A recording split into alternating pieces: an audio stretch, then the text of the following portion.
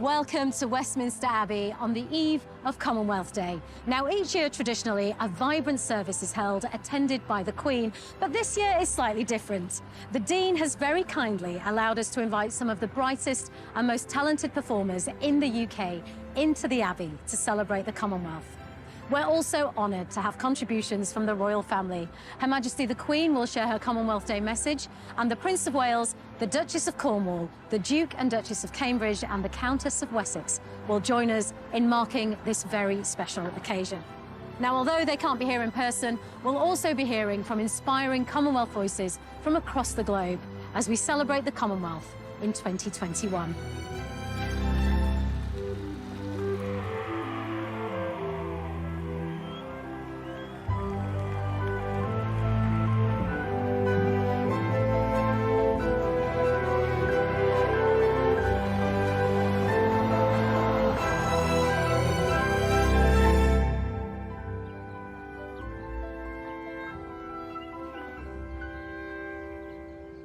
Thank you, Dean of Westminster, for welcoming us to your Abbey. It's wonderful to be in this magnificent building. Tell us about Commonwealth Day and its connection to this place. We've been doing this for a long time. It's been annual since 1972. It's a great occasion for us, and we really enjoy the relationship with the Royal Commonwealth Society. All the Commonwealth countries have national days, and on their national days, the High Commissioner and very often members of the High Commission come to the Abbey and will say prayers for them. So I've been here just over a year now, and when we were allowed, I was getting into the rhythm of meeting these people for whom the Abbey and the Commonwealth and that association was really important. We're steeped in it here, and we've kept those prayers going throughout this last year. At the moment, there's no international travel. People are feeling very isolated around the country. Why is it so important, do you think, to reach out and celebrate our global community? Well, one of the things the Commonwealth does is to remind us that actually distance doesn't stop friendship and commitment. And of course, we need to obey the rules at the moment, but we also need to remember that our future is to be together, living together in peace and friendship. And this service is a great reminder of what people can achieve together. And what is Her Majesty the Queen's role in the Commonwealth? She's the head of the Commonwealth, and that's clearly critical, but that doesn't quite tell you just what her significance is. Over many long years, it's Her Majesty the Queen who's told us what the Commonwealth is all about, that it's about loyalty and friendship and a commitment to peace and to freedom. She is the person who over and over again has put it into words. She also lives the Commonwealth. At her coronation, her dress was covered in the flowers of the Commonwealth. For her, it is a way of life. And being by this coronation chair, we just get reminded of the promises she made. That's an oath, and she's taken it seriously. Well, thank you once again for inviting us in. Thank you.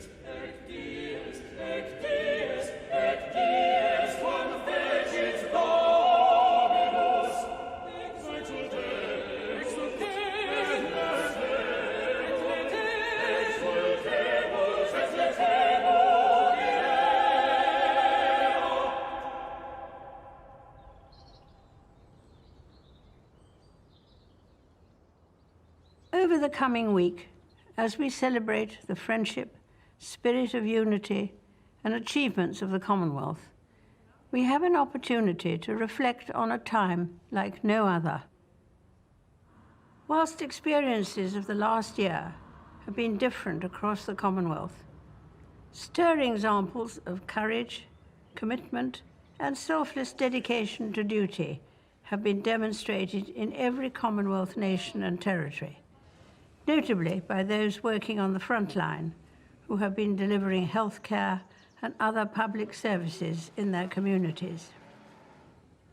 We have also taken encouragement from remarkable advances in developing new vaccines and treatments.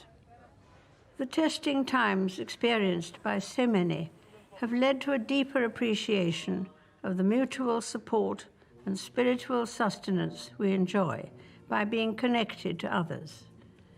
The need to maintain greater physical distance or to live and work largely in isolation has, for many people across the Commonwealth, been an unusual experience.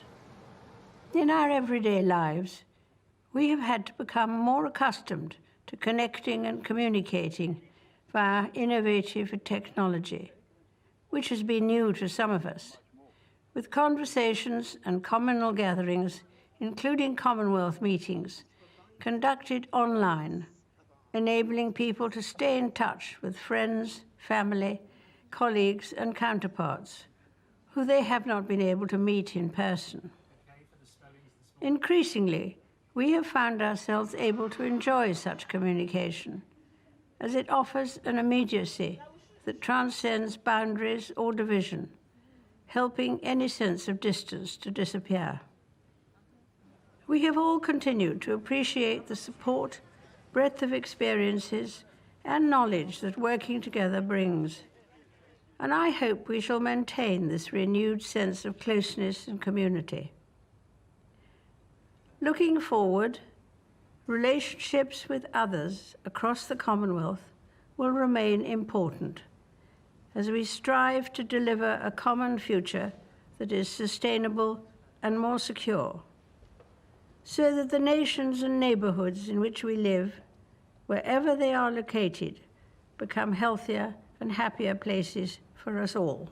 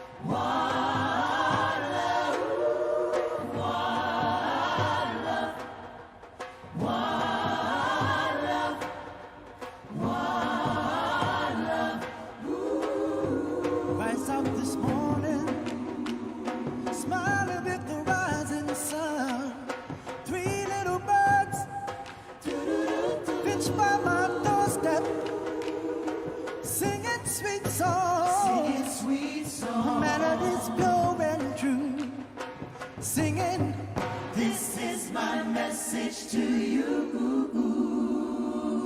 Singing, don't worry about a thing. Don't worry about a thing, 'cause every little thing is gonna be alright, yeah. Singing, don't worry about a thing. Don't worry about a thing, 'cause every little thing is gonna be alright, yeah.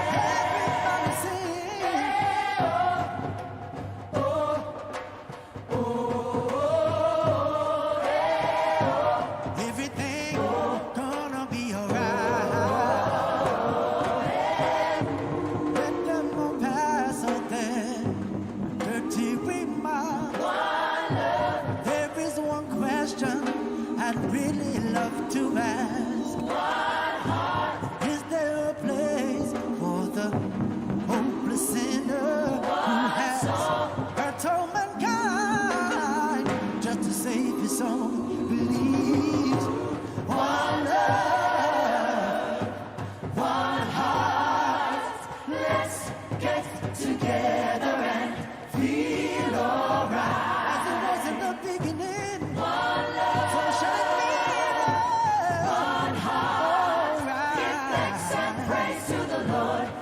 I will feel alright. Let's get together and feel alright. Give thanks and praise to the Lord, and I will feel alright.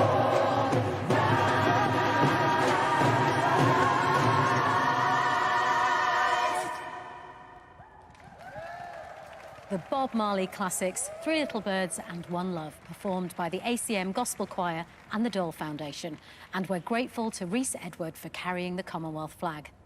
Our next contribution comes from the Prince of Wales.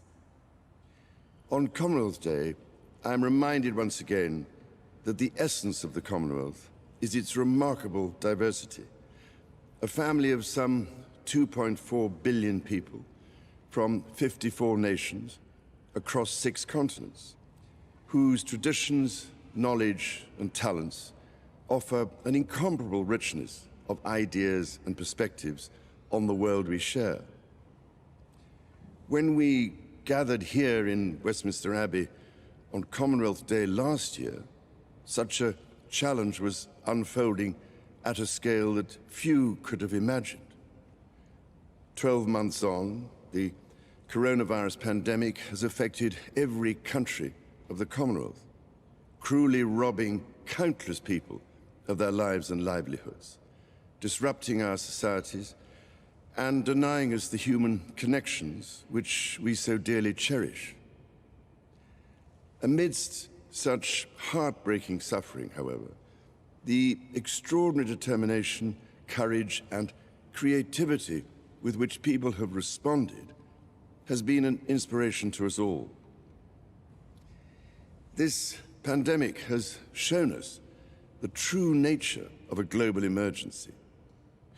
We have learned that human health, economic health, and planetary health are fundamentally interconnected, and that pandemics, climate change, and biodiversity loss are existential threats which know no borders. Nature, it seems to me, is at the heart of this. She is central to all aspects of our existence, from the air we breathe, our nourishment and shelter, to our spiritual, cultural, and recreational well-being. Universal principles rooted in the harmony of nature's patterns, cycles, and geometry can, in fact, be harnessed to inform sustainably aligned science, technology, design, and engineering. Encouragingly, it is increasingly our young people who make up 60% of the Commonwealth citizens who instinctively understand how critical it is to protect and restore the natural world. The Commonwealth is on the front line of this endeavor. Over the years, having visited almost every part of the Commonwealth, I have seen for myself so many of the remarkable landscapes and marine environments and the precious biodiversity they hold. I have also seen how the remarkable ingenuity and talent across the Commonwealth can provide so many of the solutions, be it renewable energy in India, regenerative agriculture in South Africa, green hydrogen in Australia, sustainable shipping in Barbados, reforestation in Rwanda, the marine economy in Fiji, or nature-based solutions in Canada. The Commonwealth is at the forefront of global innovation and action. For my part, I am determined to do what I can to support this vital effort, which is why I recently launched my Terra Carta to serve as the basis of a recovery plan for nature, people, and planet. The Commonwealth has been a cornerstone of my life for as long as I can remember.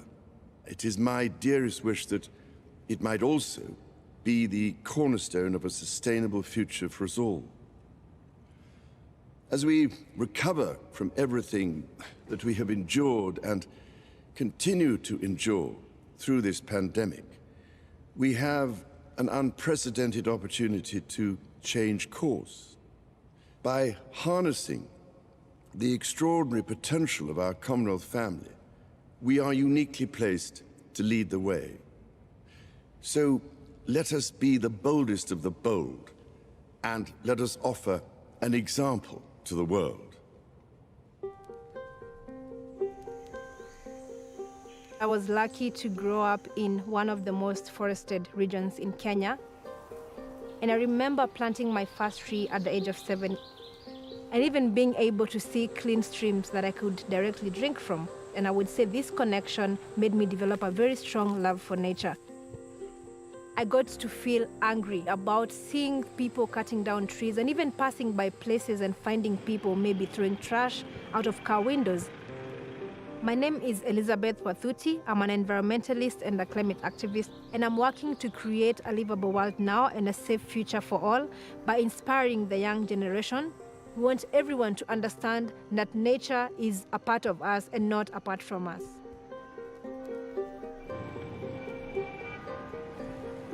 Nairobi River has, of course, been polluted as a result of different challenges, and the contributors can be citizens and also bigger industries at the same time. So every person is a part of this problem. And so at one point in time, I took children to see the state of the pollution. And I remember that I could see the sadness in their eyes. I could see that they were very much devastated. And of course, two questions that these children asked me, and one of them was, who did this? And the other question they asked me was, what can we do about this? So I thought to myself, why not create a generation of young people who are environmentally conscious and who can have that chance to also connect to nature at a young age and love nature at a young age. And what happens when you love something? Are you going to destroy it? No. Are you going to interfere with it? No. If you love a tree so much, are you going to cut it down? No. I decided to begin a campaign that I dubbed Adopt a Tree campaign, whereby I would ensure that every child in every school in my country gets a chance to plant and adopt a tree each in their school compound.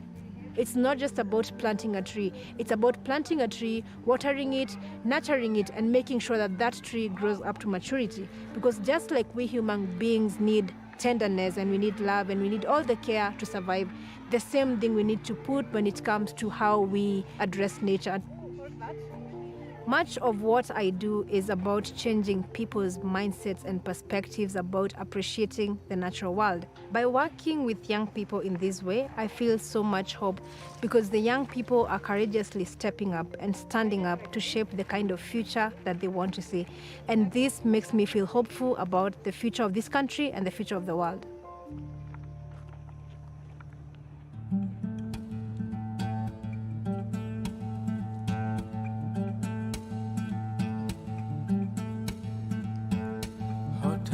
যদি আমি থেমে যেতাম শেষ বিকেলে মতো অস্ত্র যেতাম অসীম রাতে সেই শেষ হয়নে সূর্যের সাথে আমি ঘুমিয়ে যেতাম সূর্যের সাথে আমি ঘুমিয়ে যেতাম Keep moving, keep changing, keep flowing with the sun. Oceans rise, rivers rise, people rise with the sun.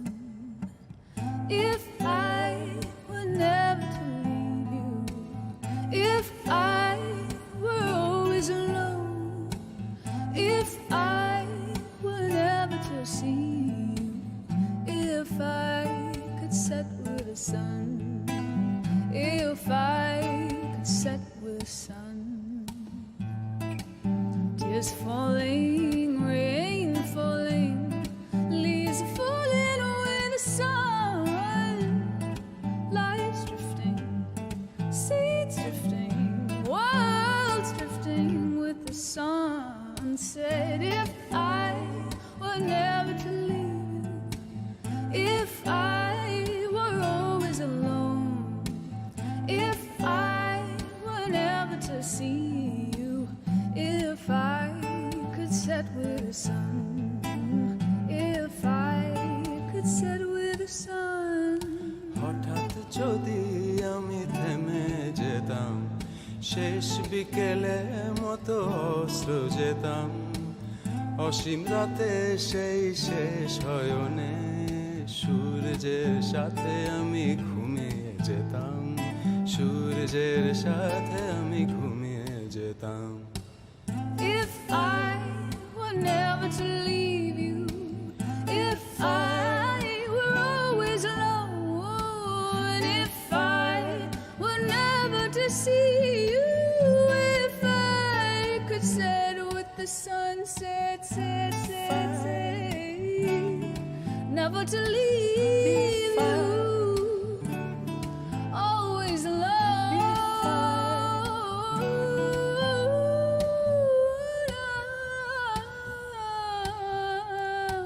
Oceans rise, rivers rise, people rise with the sun. Oceans rise, rivers rise, people rise with the sun.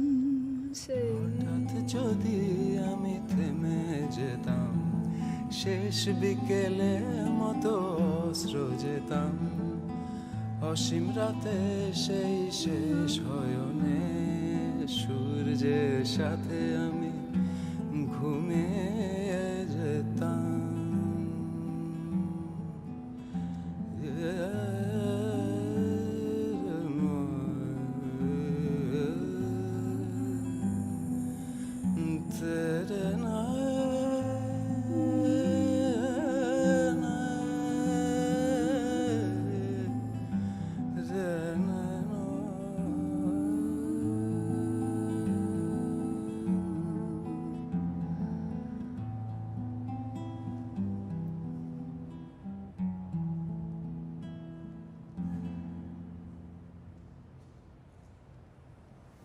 Well, I won't be forgetting that in a hurry. Our thanks to Nitin Sawhney for that beautiful performance. Now, the Duchess of Cornwall has a strong interest in reading and literacy and has launched an online reading room. She met with Claire Balding and Global Teacher Prize winner Ranjit Singh Disale from India in Poets' Corner here in Westminster Abbey. Sitting here in Poets' Corner with memorials to hundreds of wonderful writers, it seems the perfect place to discuss the importance of children's literacy. And it's a subject very dear to my heart as an author of children's books, and I know, Your Royal Highness, something that you care about passionately. I've always had a passion for books. Books have been part of my life for so long. I started reading when I was very, very young with a father who was a fervent bibliophile. So from the age of 2 or 3, he used to sit and read to us children, take us on wonderful adventures sort of all over the world. And I think I was bitten at that age, and from then I've just kept going, and I've got involved in a lot of literacy programs and patronages, and I just feel very strongly that all children should be taught to read. And getting access to books is crucial for that. And we're joined live on screen from India by Ranjit, who won the Global Teacher Prize for 2020. Ranjit, can I ask you, how have you tackled those challenges, and how also have you made education fun? Because that's something you really believe in. It was not an easy task for me. The girls were sitting at home, taking care of their little brothers and sisters, but no one was caring about girls' education. So I invited some girls from nearby cities, nearby villages, who were studying well, inviting them in the schools and setting with them a role model before the parents. Now look at this girl. If they can do, it means your girl can do as well. It's now your responsibility to empower your daughter and give her her birthright of quality education. I've been doing some online reading with my niece, who's 10. So she reads a bit of a book and I read a bit of a book. So we have this shared experience, and actually, for all that, you know, it has separated us, the pandemic, at least with the internet, we can be connected, and there's so much that becomes possible. But I have to admit, I have to put my hand up. So before lockdown, I wasn't a great lover of the internet. In fact, I was always trying to wrench these machines away from my grandchildren. But since lockdown, I'm afraid I have to admit I have become a little bit of an addict. During the first lockdown, I just thought it might be a good idea to make a list of some of my favourite books online, another asset of the internet. So I launched a reading room, which is a book club, but it's my reading room. It's fascinating how much it connects people all over the world. But what it does as well is it creates a shared experience, and I think that's what we've all been missing so much, because we haven't been able to have it through sport or theatre or the usual outlets. So actually, lots of people reading the same book and then having, you know, quite an active conversation about it. It is. You could share it all, you know. And I said, we've all been bereft of friends and a lot of people surrounding us, so it's nice to have a way of chatting. It is extraordinary, actually, how much more the internet has been able to give children and adults access to books. And Ranjit, how has that impacted your students, being able to read online and being taught online? Yeah, they have experienced the power of internet as well. And reading online has actually improved them to expose themselves to new things. It also helped my students and improved their imagination. You know, there is no limit to imagination. What you can imagine, limitless. And also, it improves to reduce stress. Can I ask Ranjit one question? There's a wonderful writing competition that I'm part of called the Queen's Commonwealth Essay Competition, where we get children from the Commonwealth to submit an essay. And I think it'd be lovely if you could get your girls to join in and write an essay. So I'll definitely doing that. Thank you so much for giving me opportunity. Well, thank you so much, Your Royal Highness, and thank you to Ranjit. Be you far or be you near, somehow for me you're always there. I say a prayer and sing a song, I always know it won't be long. Be I alone or not, I know, I never am, you're ever close. From city side to countryside, to continent to country, I take pride in knowing that I have a love, that when below lifts me above. Together we, in unity, will be again in time to be. But tied we are by lines of love. Across the world, the tides are none. To separate the thing we share, that somehow always keeps us here. I know my loved ones far and wide will soon again be by my side. Though much we learn in times of woe, I know these days are soon to go. So come what comes, or come what may, if you're with me, I'll be okay. Although we've been apart some days, here on the line, I know you'll stay. And one day soon, I know we'll sing about the former, harder things, the troubles that we've all been through, that time and strength will take us through, to days of joy and light and mirth, where'er you be upon the earth. So when you celebrate and do, know that we are here with you. Different parts of the Commonwealth have had very different experiences of COVID-19. In New Zealand, with low levels of transmission, life has continued as normal in many parts of the nation. This has allowed the New Zealand Youth Choir to keep singing and keep sharing their music. They recorded a special Maori song of greeting for us, a call of friendship, despite the distance.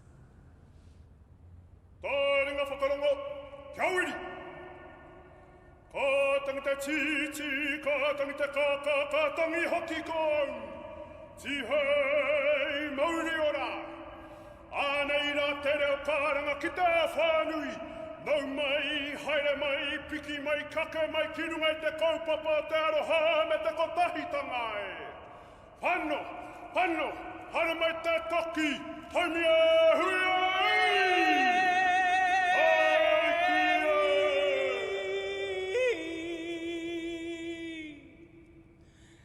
Kai ana te turu ki te hotu I te waka,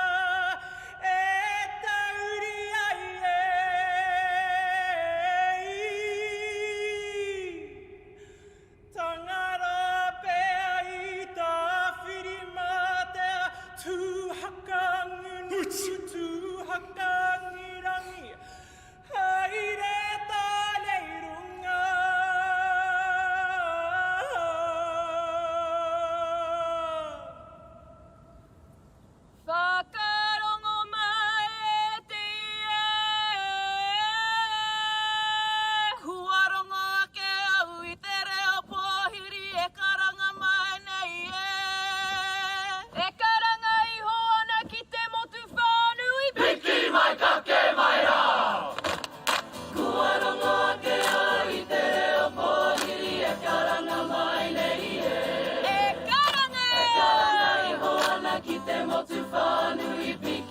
maikake maira.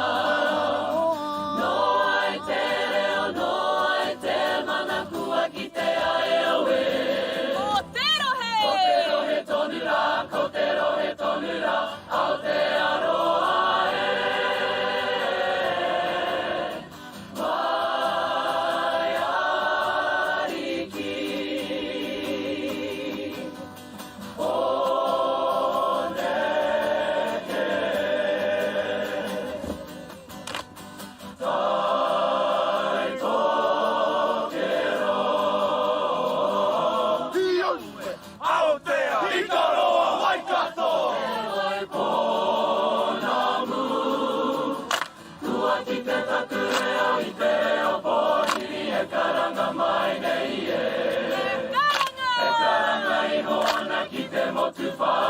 Tiki mai kake mai rā.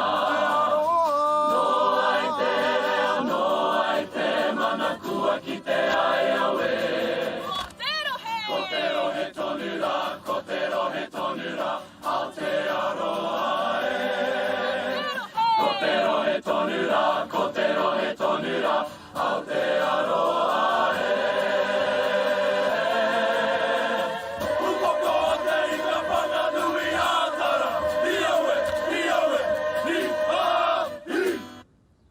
That was so joyful. Our thanks to the New Zealand Youth Choir. Now, the 8th of March not only marks Commonwealth Day, it's also International Women's Day. And the Countess of Wessex was joined by author and broadcaster June Sarpong and 2 female activists, Virginia Kunguni from Malawi and Caitlin Figueredo from Australia. Hello, everybody, and welcome. Hi, Caitlin. How are you? I'm very good, Royal Highness. Hi, Virginia. How are you? It's nice to see you again. Thank you so much. I'm glad to be here. Brilliant. Now, of course, you're both part of the Queen's Young Leaders. And what would be lovely, Caitlin, is if you could begin to tell us some of the work that you've done. Yes, so I run an organisation called Jaziri Australia. So we are a youth-led organisation operating in Commonwealth countries.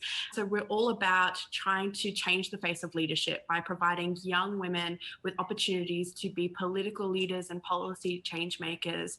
Wonderful. Now, ma'am, I know for you, gender equality is something that you're very passionate about. Why do you think it's important to have organisations like this working at the grassroots to really empower the next generation of female leaders? There's no end of passion from young people, and there's no end of desire to want to do something. But often I think they find, what's my next step? How do I get involved? So for Caitlin to have created an organisation to put them in front of people where they can start to feel that they're having an influence is astonishing. So Virginia, can you tell us a bit about the work that you do? Yes, I run an organisation called Girls Arise for Change, which works to promote girls to health and education by ending social and cultural practices that undervalues women's potential here in Malawi. I actually got to visit one of Virginia's projects when I was in Malawi. So I saw firsthand what they're actually doing with these young women. And I think what's really important here is that she's helping them to create training and business models that actually are appropriate to where they are. We need to train more women to become financially independent. That is not by giving them money to run businesses, but by giving them the skill. Because when we give them a skill, the skill is it's a lifetime asset for them than giving them money.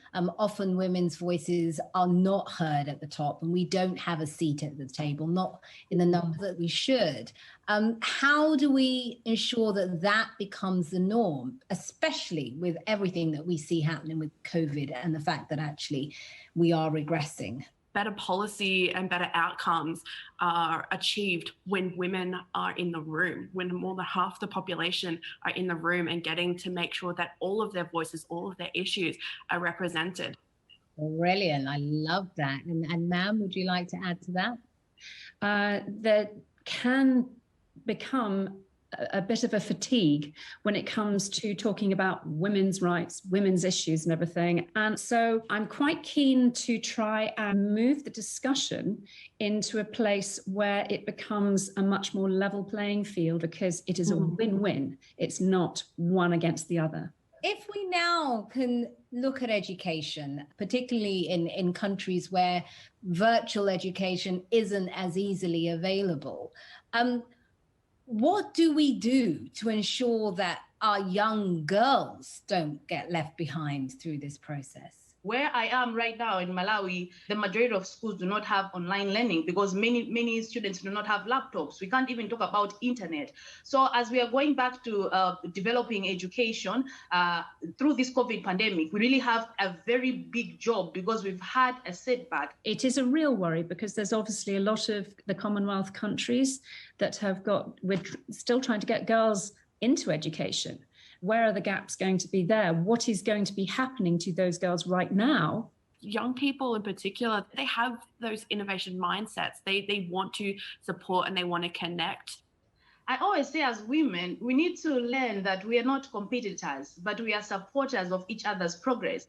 So as women, we should be able to share each other's skills. Women should be, those that are in higher positions, should open up to give opportunities to those women that are coming, those women that are inspiring. And the Commonwealth is a great force for good.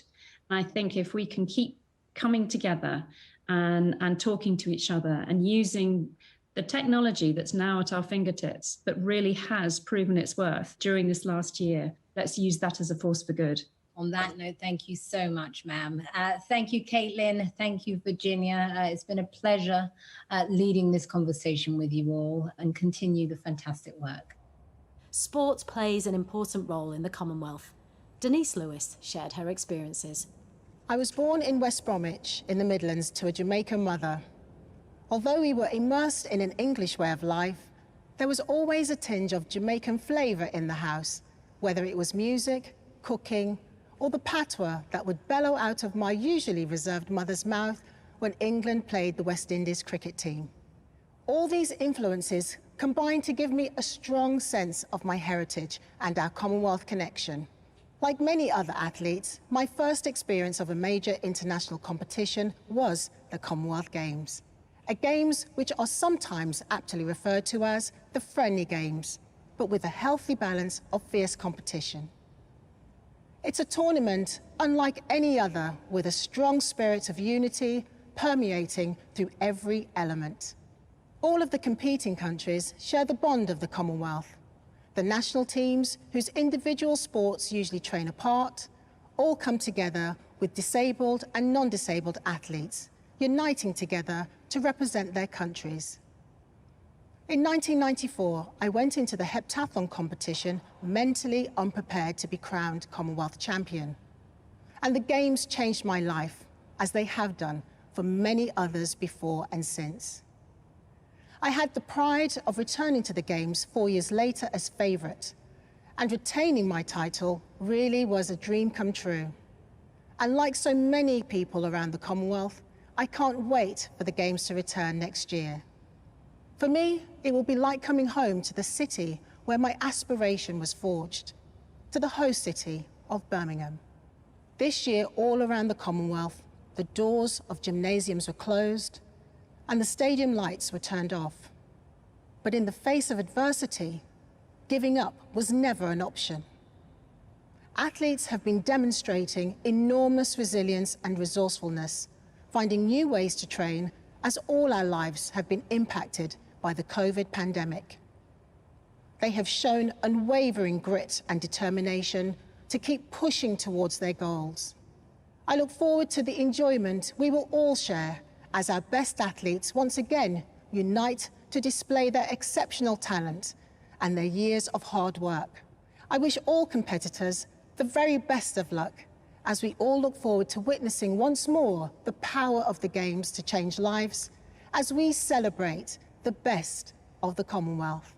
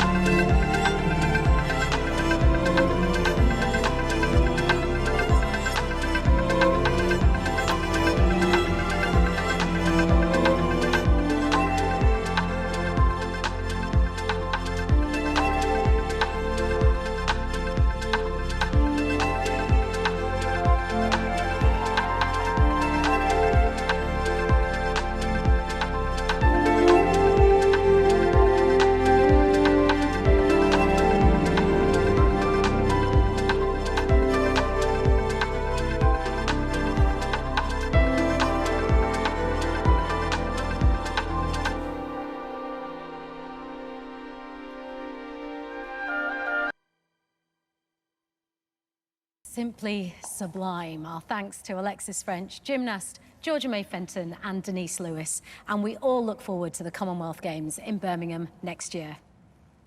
Now, the pandemic has been extremely hard for many of us, but one positive that it has shown are the networks of care that our communities are founded on. Now, many have been put under intense strain, but people across the world have adapted and worked hard to do all they can to help. The Duke and Duchess of Cambridge have spoken to 3 inspirational voices from across the Commonwealth.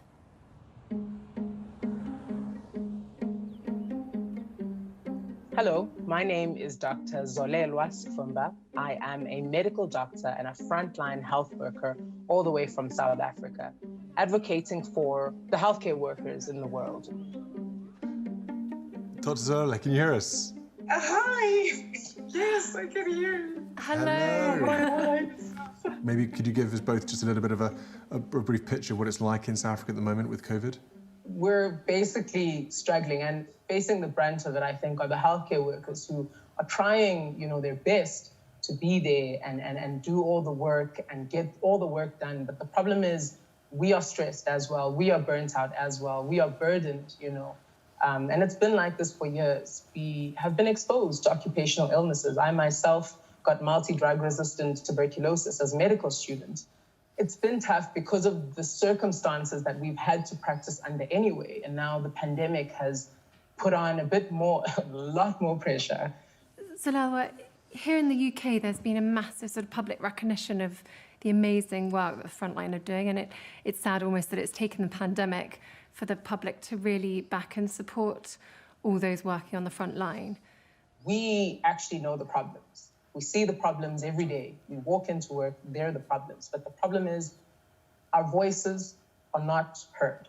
We are on the front line and we are expected to lift humanity. So my advice to everybody is to, if you know a healthcare worker, any healthcare worker, you just love on them, love on them some more. If their child needs looking after, offer. If they need a meal, offer. We, Catherine and I have spoken to a lot of healthcare workers in the UK and around the world over the last year, and we hear your worries and your concerns, and thank you for your time chatting to us about it. thank you, for sharing for us and asking for help for us. So thank you very much.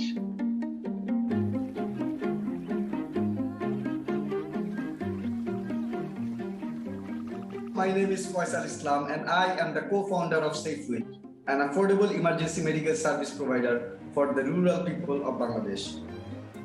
Faisal, we've been hearing a little bit about your SafeWheel idea. Can you tell us a little bit about it? So a couple of years ago, my best friend uncle had a road accident, and just because he couldn't manage an ambulance during that time, he died, because in our country there are very few ambulances for rural people.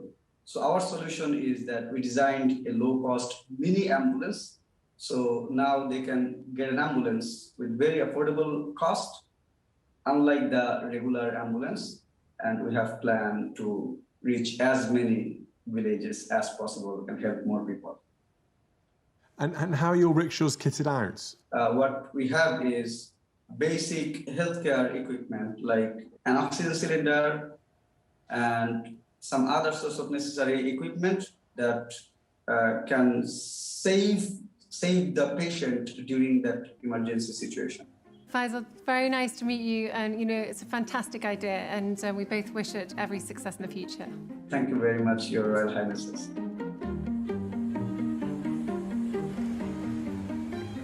My name is Heidi Kwajik Lee, and I'm the founder and director of Refuge for the Refugees, a non-profit organization that seeks to raise awareness regarding the plight of refugees in Malaysia, as well as provide education for refugee children. Maybe you could just give us a little bit of a picture as to why your organization, Refuge for the Refugees, even needs to exist. What is it that's a situation like in Malaysia that made you want to set this up? When refugees are here in Malaysia, they don't have access to education, healthcare, and job opportunities. So they're often in limbo, and not everyone gets resettled. Even if they do, the waiting process is anywhere between 10 to 15 years. And these kids, if they don't get access to education of sorts, they get left behind for a very long time. And Heidi, has the recent pandemic made it even more challenging, not only for you to carry out the work, but also for the refugee communities? The lockdown has been difficult because the reality is, for the refugee and migrant community, they don't have access to Wi-Fi or internet or devices that allows, online engagement. So I think that has been hard. And Heidi, do you know how many refugees have benefited from your programs?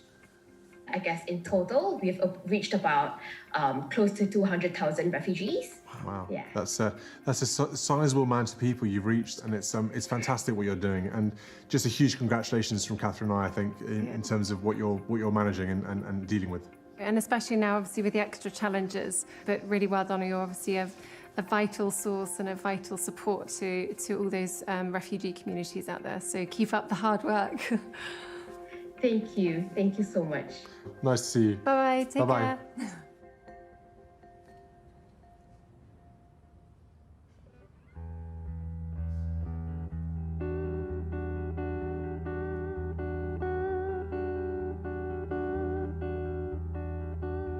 The moment I wake up, before I put on my makeup, I say a little prayer for you. We're combing my hair now and wondering what dress to wear now. I say a little prayer for you. Forever and ever, you stay in my heart, and I will love you forever and ever. We never will part. Oh, how I love you. Together, together is how it must be to live without you. Would only mean heartbreak for me.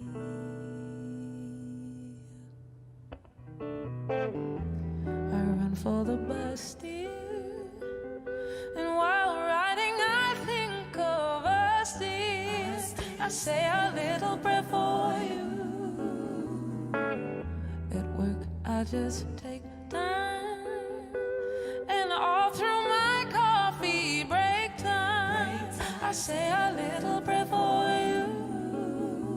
Forever and ever, you stay in my heart, and I will love you forever and ever. We never will part. Oh, how I love you. Together, together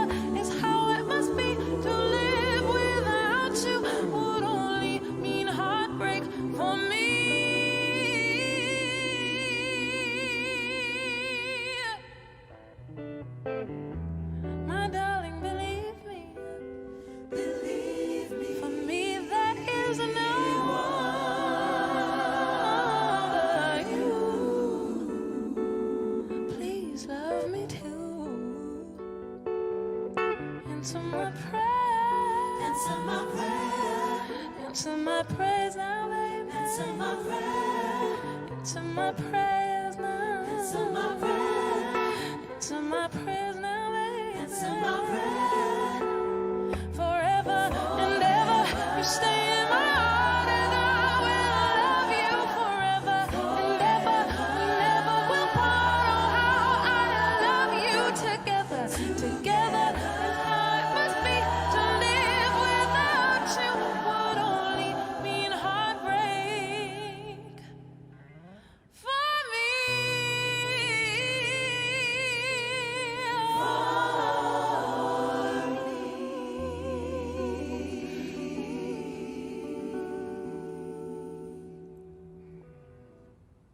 Our thanks to Leanne LaHavas for that very special performance, and to all our contributors that have been part of this unique Commonwealth celebration.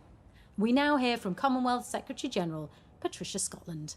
Let us pledge ourselves afresh to uphold the values of the Commonwealth, that every person possesses unique worth and dignity, that we should be good stewards of nature and of the whole earth, that there should be justice for everyone and peace between nations, that joining together as a worldwide family, we build on shared inheritances, that we cooperate with mutual respect and goodwill to deliver a common future for the good of all.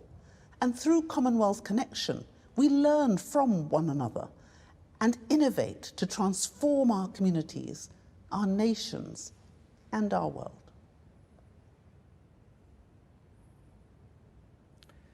In this house of prayer, year by year, we celebrate our life as a Commonwealth and as God's people.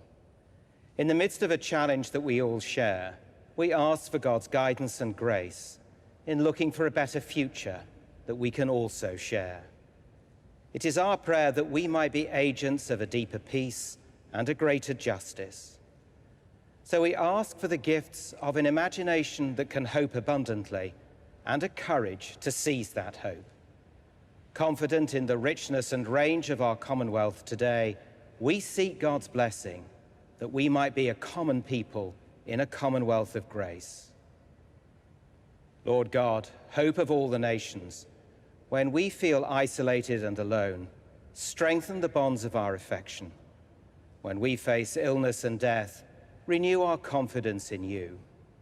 When fear and mistrust infect our words, renew us in the truth. And when we have great challenges before us, strengthen us. Bless, we pray, our Queen, the work of the Royal Commonwealth Society, and our shared witness, that this Commonwealth of Nations may be a sign of the hope that is in us and a glimpse of the glory that you alone can give. As our Saviour taught us, so we pray.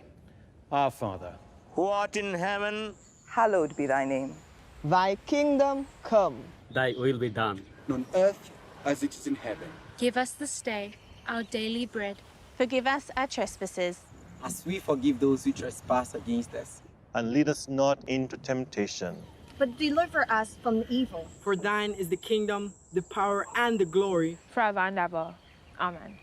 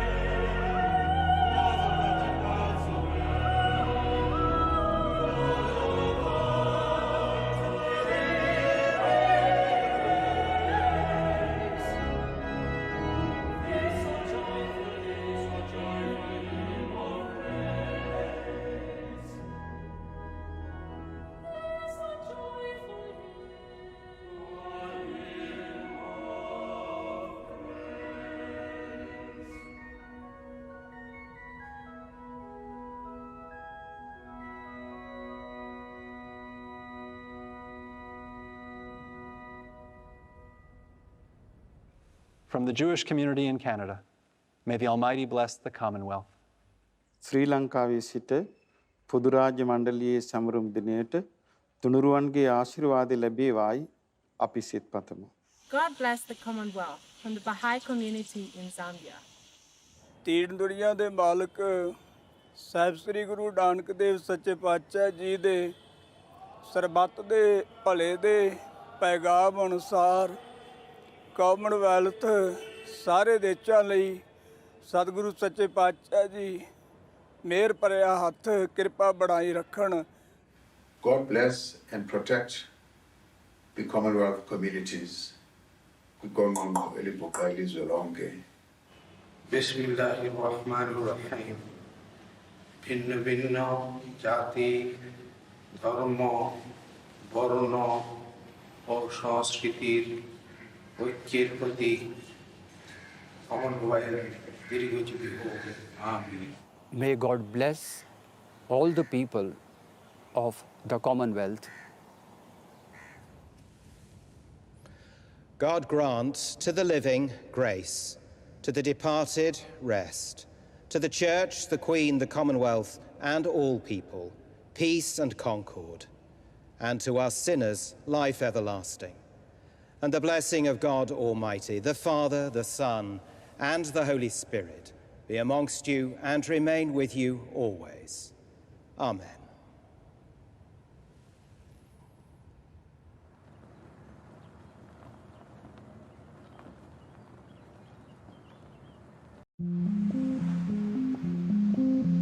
I remember sitting on the rocks down at the beach, in my mind going over 27th of August, and I kept saying 1979, I'll never forget this date, and I don't. Every year that date comes round, and we remember it.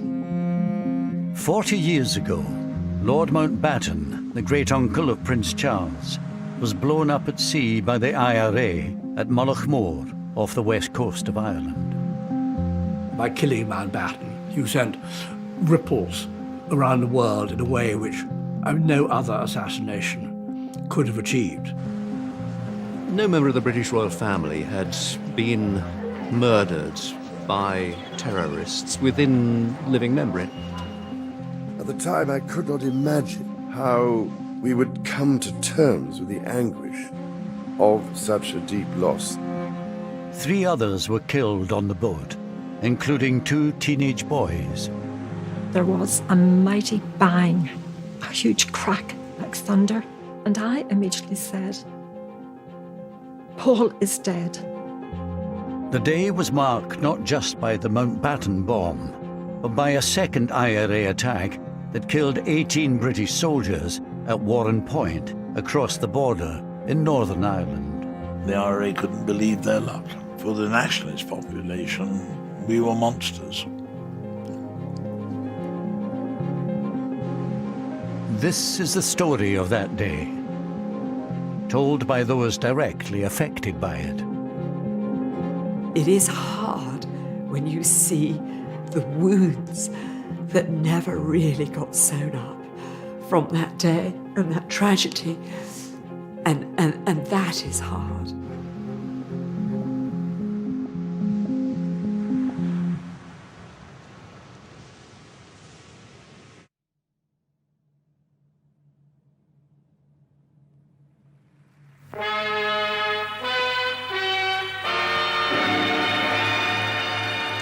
In a few minutes from now, I'll know whether or not we're going to succeed in telling the exciting story of a man whose courage and daring in the war and far-ranging influence in peace have significantly contributed to the shaping of this century's history. The man I'm after has no idea that I'm going to be there. I remember going to the studio. I remember the dress. I had to wear my sister's hand-me-down dress, always a hand-me-down dress. And my thanks to Lord Brabourne, John Barrett. We even had Princess Anne's underwear. I remember one year was handed all the way down to us. Admiral of the Fleet, the Earl Mountbatten of Burma, tonight this is your life. What do you mean?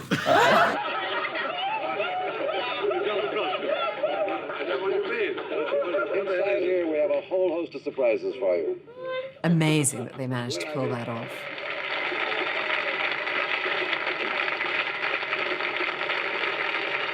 Now, India, that's an unusual name, isn't it? How did you get that? Because my grandfather was the last Viceroy of India. Because my grandfather was the last Viceroy of India. Of course, nowadays people say, what's a Viceroy? As Viceroy, he was the last colonial ruler of India. He was also Admiral of the Fleet, second cousin of the Queen, and mentor to the Prince of Wales. The Earl Mountbatten of Burma was for half a century one of Britain's leading public figures. Can you bear having hot milk in it, or would you rather not have milk in it? In retirement, he spent more time with his family, but he still enjoyed the public spotlight so much that he allowed an ITV crew to record his annual summer holiday in Ireland, even if it meant compromising the family's privacy. Every Easter, every summer, every Christmas, every single holiday, we were together with our natural cousins. 1, 2, 3, whoopsie! Classiebawn was always in the summer, a month in August. Yeah, twins, where are the twins? For all of the fact that it was called Classiebawn Castle, essentially it wasn't. It was a Victorian mansion with some turret built onto the end of it. Lord Mountbatten inherited Classiebawn Castle from his wife, Lady Edwina, who died in 1960. There were so many wonderful traditions.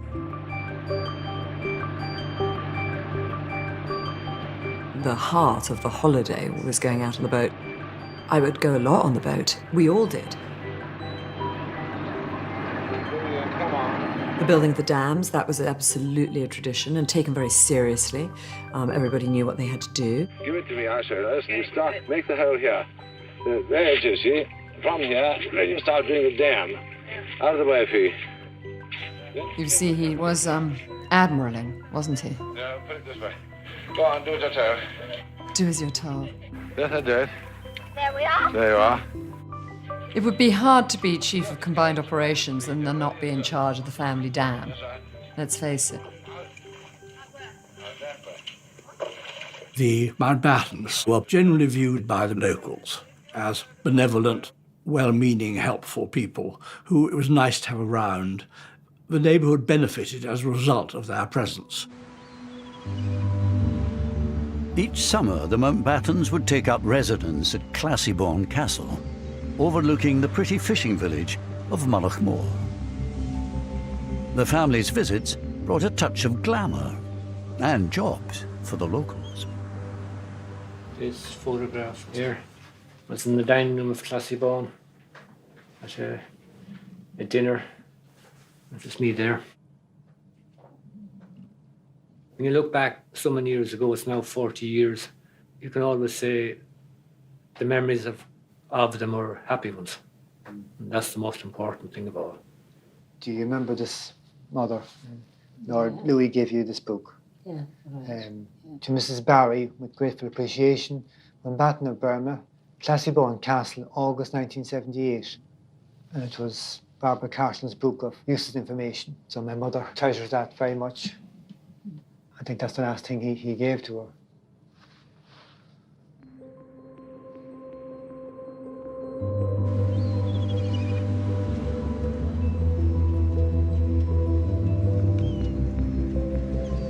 The Mountbattens were not alone in their attachment to Mullaghmore. There are my 3 children at Mullaghmore. That was Paul and his 2 sisters. Mullaghmore was a popular holiday destination for families from Northern Ireland, as well as the south, and the Maxwells from Inniskillen had their own cottage there. We went down there during the summer holidays for 2 months every year, and the children enjoyed it immensely. I particularly like this one with Paul. That summer, 15-year-old Paul Maxwell landed his dream job looking after Lord Mountbatten's boat, Shadow 5. I think they had a nice relationship. Paul would sometimes stay on the boat afterwards with Mountbatten and they would talk. And he told Paul about going into the Navy. And he said, you know, I went into the Navy when I was 12 years old. And I saw active service when I was 16. And Paul said to him, "Were you not frightened, my lord?" And he said, "Yes, but you didn't show it." And you can see Classiebawn in the background there, in the distance. Classiebawn itself had been a fairly early example of what you might call sort of English colonisation, in a sense that quite clearly they were intruders. The Irish obviously presented Britain as such and wanted us out. The Mountbatten summer retreat was in County Sligo, in the Republic of Ireland. Mullaghmore was only 13 miles from the border with Northern Ireland, where in 1969 a bloody conflict broke out.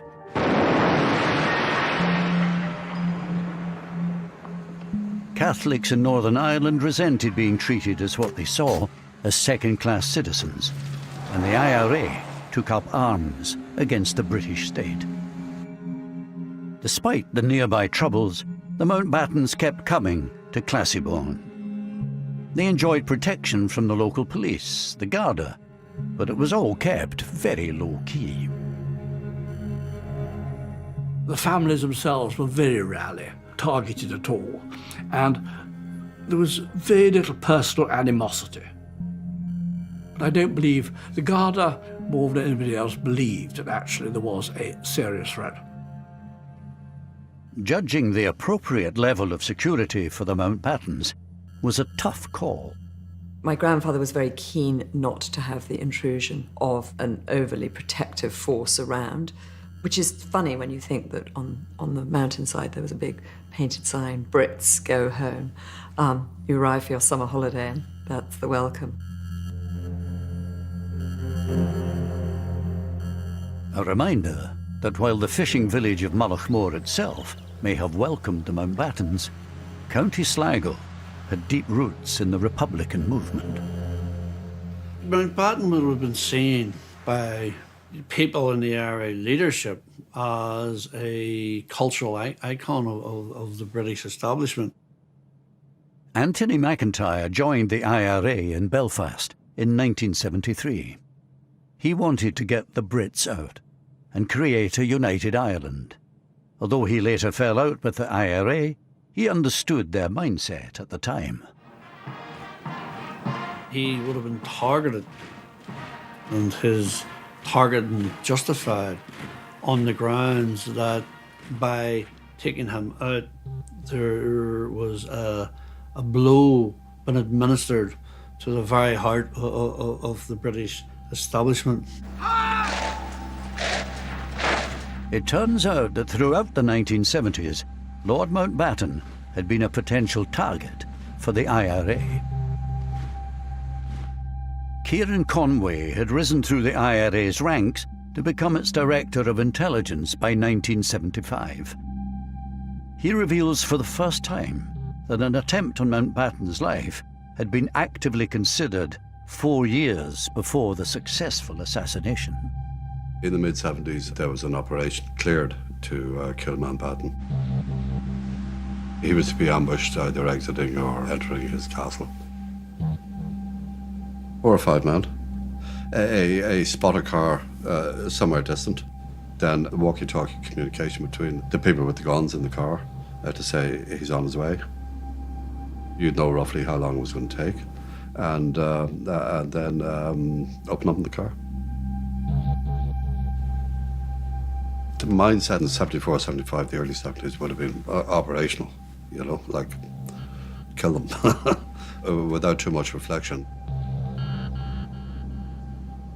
I think he would have been astonished if told that there were IRA members in Ireland who were interested in his existence, let alone wanted to murder him. The 1975 plot did not get the go-ahead from the IRA's Army Council, and Kieran Conway temporarily left the IRA later that year. But the military campaign against the British security forces did not let up. In Crossmaglen, it takes all the professional skills of the army to make it safe enough for the Royal Ulster Constabulary to walk around the town where they're charged with maintaining law and order. 2 of them have been gunned down here. By 1979, the British Army had been in Northern Ireland for 10 years. Around 30,000 troops were lined up against an estimated 500 IRA volunteers. Yet 324 soldiers had already been killed. And things were particularly dangerous in South Armagh, which runs along the Irish border. Bombings and shooting. South Armagh had a fairly notorious reputation as being dangerous. More dangerous, perhaps, than any other battalion area. Of course, South Armagh adjoins the Republic, so life on the border was challenging. South Armagh Brigade was beyond belief. Just its ability, their operational efficiency, they were visibly beating the British.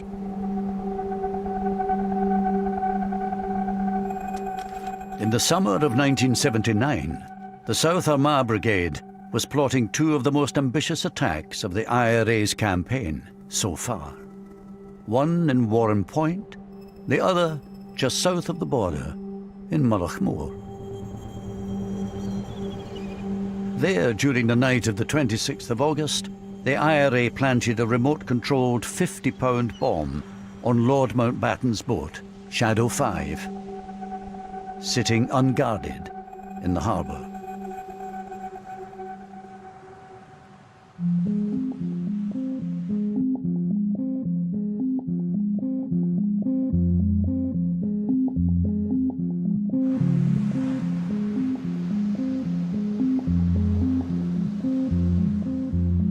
I went on duty at 6 a.m. up at the castle here. 9 to 9:30, Lord Mountbatten and his family came out from the castle and informed us that they were going down to the pier. So we got into a patrol car and we escorted them. In this unique photograph taken just 24 hours earlier, showing the family and staff outside Classybone, all the members of Lord Mountbatten's boat party are present. His son-in-law, Lord Brabourne, and his daughter Patricia, their 14-year-old twin sons, Timothy and Nicholas Knatchbull, and their 83-year-old grandmother, Doreen, the Lady Dowager. The only non-family member on board was the 15-year-old Northern Irish boat boy, Paul Maxwell.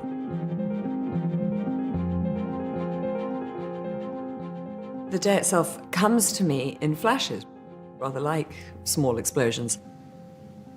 I remember distinctly sitting in the library with my brother. My grandfather and the others had gone out of the boat, and Ash and I were watching on this crackly, fuzzy television screen, Laurel and Hardy.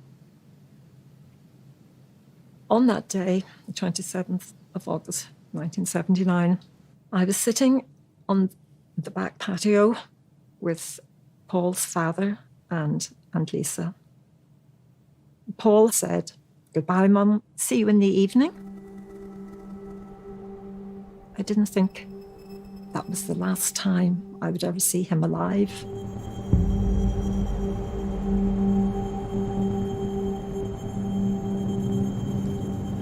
Beautiful morning it was, sun was shining. They left Mullaghmore Pier and travelled out to where they had some lobster pots.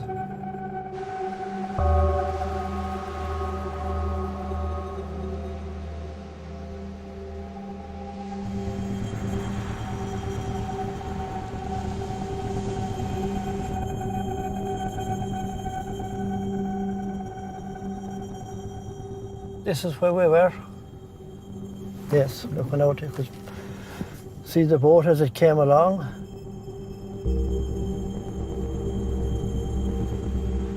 Dennis Devlin was a 15-year-old whose family came to Mullaghmore every summer. Their caravan was parked just off the coastal road. I seen his boat and I recognised it. Well, there's a green with a white cab and I just recognised it was his boat. As they come in, I could hear them talking among themselves. As the boat pulled up, I remember the young fella over the side of the boat pulling in the lobster pot and slowly pulled it in. The boat had turned round towards me and I was just watching it and I knew it was Lord Mountbatten's boat. The next thing, everything was spewing up into the air. Everything just rose up and I knew it was an explosion. Suddenly there was a flash of light and a loud bang, and you could see the boat had just disintegrated. It was obvious that a bomb had gone off. There was a mighty bang, a huge crack like thunder.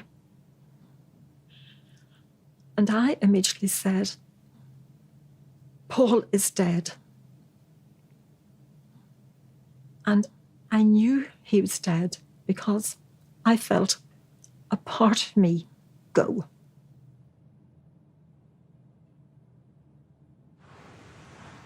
My brother, sister, and I were taken into the study, and before anything, we were asked to take these pills with a glass of water. I'd never taken a pill in my life before.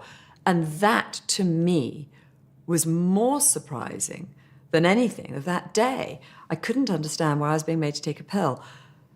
Again, I think it's so reflective of the era that they were in the 1970s, that someone would have had Valium on them, for God's sakes, and said, let's give it to the children. I mean, dear God, would you give an 11-year-old a Valium? I, for some reason, left the castle and ran down to the beach, which wasn't helpful at all, and incredibly inconsiderate of me now I look back. I remember sitting on the rocks down at the beach, in my mind going over 27th of August, and I kept saying 1979, I'll never forget this date, and I don't. Every year that date comes round, and we remember it. And it was just such an incredibly beautiful day. And on the rocks, this incredible view. And yet, destruction. I'm so sorry, I don't normally get upset.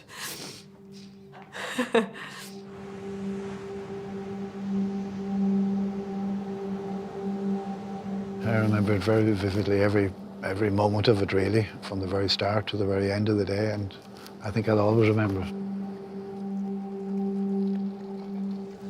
Lord Mountbatten's boat had exploded. So immediately I got two friends and we went out on the boat to see what we could do. And we arrived there, and those other boats that were in the near vicinity, they were already lifting the survivors. And at what point did you realise that Mountbatten himself had been killed? I think when we actually took him from the boat that he'd been brought ashore in and brought him to the ambulance, that's the first that I realised that he had actually been one of the fatalities. He was one of the first who was actually taken ashore.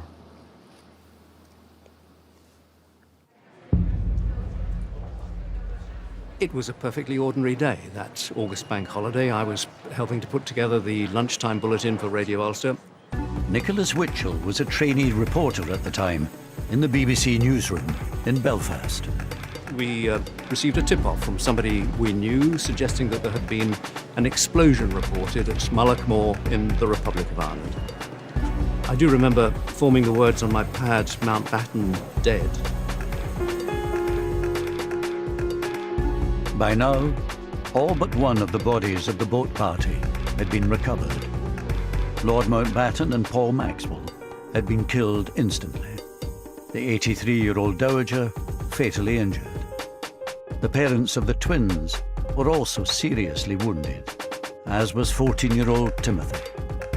His twin brother Nicholas was still missing.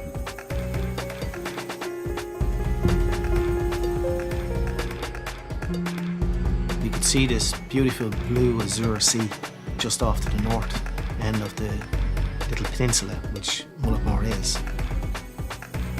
We could see a lot of debris, splinters of wood. It was fine debris, quite fine debris it was.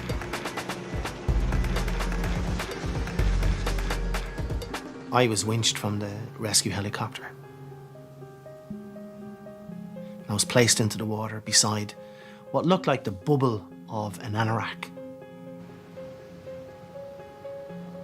I placed my hand and pulled it, and it didn't yield very easily, and I pulled it a second time, and it was then the head come up with the jacket as I pulled, and I realised it was a child. Imagine what those thick Aran sweaters must have felt like, clogged with oil and water, being lifted out of the ocean. And, you know, how long had Nick been floating in the water, you know? It was the first child that I handled in death. It came as a terrible shock to me, I can tell you, but I'm in rescue mode. I need to get him out of that water. I need to give him over to his family. 14-year-old Nicholas Knatchbull's body was returned to Mullaghmore Harbour. It's the last photograph we have of Paul. That's Paul. And that is Nicky and Timmy. So one boy survived and the other two were killed. He survived because he was up on the roof. Mountbatten was in the middle between Paul and Nicky. And so they got full blast.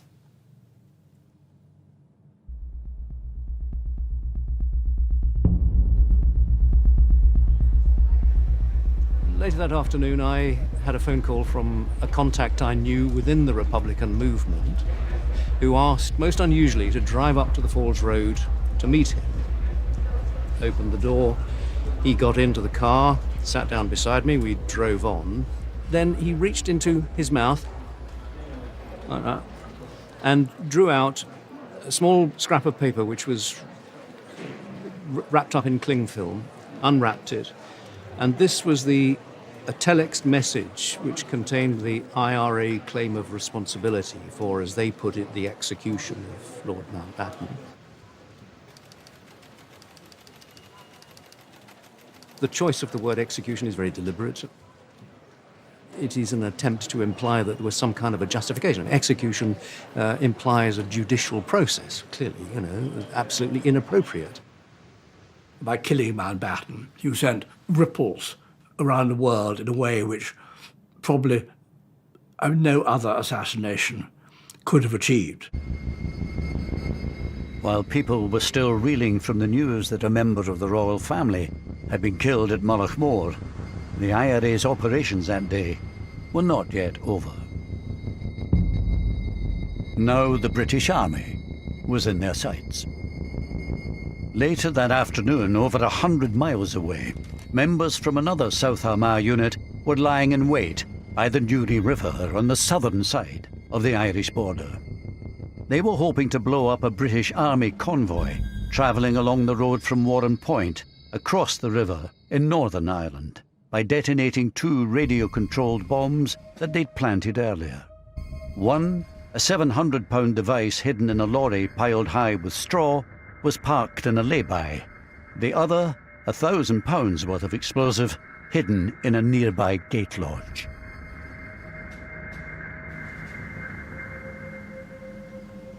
Travelling down, I remember messing about with a car behind us. Tom Caughey was a local boy from Newtonards who had joined the parachute regiment at 18, as his father had before him. That day, he was a passenger in the lead vehicle of the 2-truck convoy. We had a packed lunch and we had oranges and we made little teeth out of the orange, you know, and there was a car with a lady and kids in it. And we were smiling at them, you know, that type of banter. 10 minutes later, we were blown up.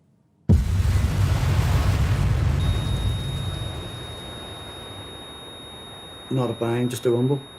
And I had the sensation of flying. Not even coming to, just looking about, sitting there, and everything's just a mess.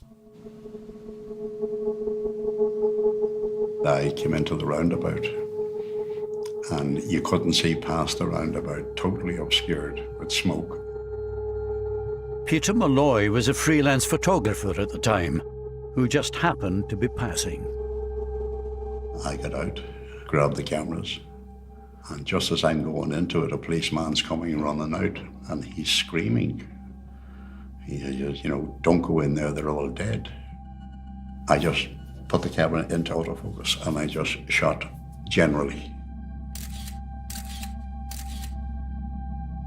The first thing I saw was a long wheelbase Jeep, and there were soldiers in that, and one look told you they were obviously dead. And the heat, you couldn't really go too close to it. Everything was burning. And my legs were on fire. No, I couldn't move. And the next thing, the guys were on me. They were pouring water, you know, trying to put me out. And one of the guys gave me his red berry to put over my face to keep the sun off it. And I can remember lying there and voices. Dead, he's dead, he's dead, he's dead, he's dead, he's dead. And voices getting closer to me. And whether I imagined this or whether, I don't know, but I vividly remembered. I remember saying, I'm not dead. You know, and taking the berry off, you know. It was like a roll call of the dead. 7 of the 9 paras travelling in the first truck had been killed. Tom Coche, along with his friend Paul Burns, were the only survivors. But the carnage didn't end there. A very fine English voice shouted, there could be a second bomb. Take hard cover. And they all went over towards the gate lodge. Across the river, the IRA bombers were lying in wait, ready to detonate the second bomb. They'd predicted correctly where the surviving British troops were likely to regroup. I remember getting put in that chopper and Paul Burns being put in. I remember looking at his face and it was like something out of Tom and Jerry. When the cigar goes off in your mouth and your face is black. And with all little, he was like a straw man, little bits of straw stuck in his face.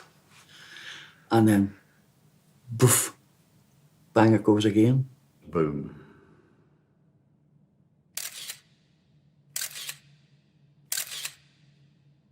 I was thrown back, and I got up again, and it was over.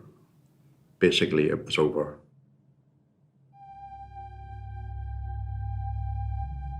The 27th of August had started badly for Mike Jackson.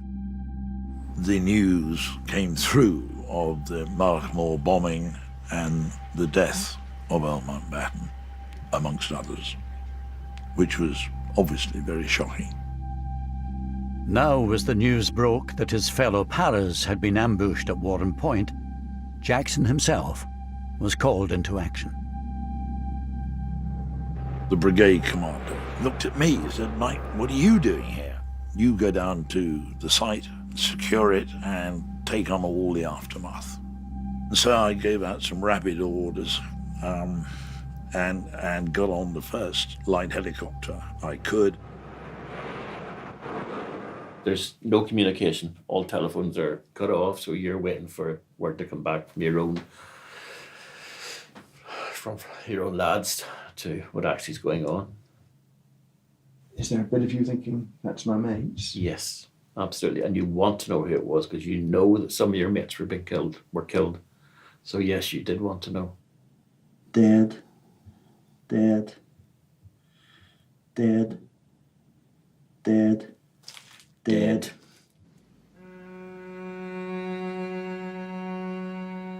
A further 11 British soldiers had been killed in the second explosion.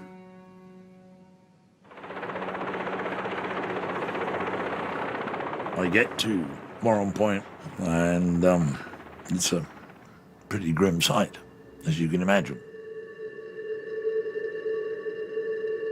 There were body parts pretty much everywhere. and the trees were everywhere. And those who had survived were in shock.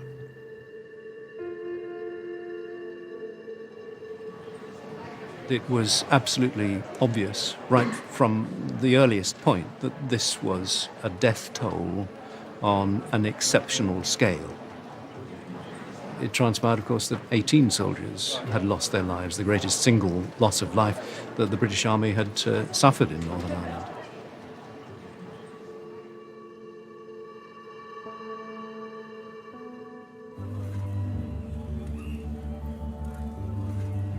Theirs were not the only lives lost that afternoon at Warren Point. Barry Hudson had been getting ready to go to work at the family's funfair business in Omeath, on the southern side of the border. He had been joined that summer by his 29-year-old cousin from England, Bill. All of a sudden, we heard this thump, right? And I remember Bill saying, "Oh, what was that?" And I said, "It sounded like a bomb." He said to me, "Could you bring me down? Let me have a look." In the mayhem following the two bomb blasts, the surviving paras spotted the figures of Barry and his cousin Bill on the other side of the river and wrongly imagined them to be the IRA bombers. You could see the lorry burning, one with the hay on it. For a time you could see the soldiers coming in along the road there in the jeeps. You could see the red berries and that, you know, and I heard the ground being struck. And then I felt my arm like a stone hitting it. I thought it was something, a stone maybe or whatever. And it was bleeding. And then there was more. So I turned and Bill was standing over there. The car was just parked up there and he was standing to the right, we'll say. And I shouted at him then to get down. And then you could hear more guns and branches cracking and that. So I ran like hell. And zigzagged up that lane. I've seen it in war film. I always thought it was a load of baloney really because you couldn't escape that. But I did. Then it all stopped. Dead quiet.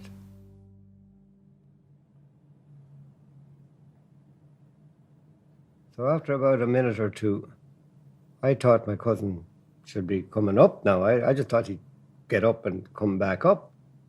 I looked around the corner and I seen him lying on his back and blood, a lot of blood. And I ran down to the car. I knew when I seen him, it's nothing anyone can do for him. The lad that pulled the trigger, I'm sure he was shell-shocked. Didn't enter his head for one instant, not to pull that trigger. And I think we would all have done the exact same thing in that situation. It was left to Barry to report the tragic news to Bill's father. Ironically, Bill Sr. worked in Buckingham Palace as one of the Queen's coachmen. I said, "Oh, terrible news, Uncle." I said, "Bill's dead." "Oh, dead? Huh? What happened? How'd he dead?" And I said, "He got shot." I said, "How'd he get shot?" Terrible. Terrible. Just one of the worst moments of my life, actually. Something I wouldn't want anyone to have to do.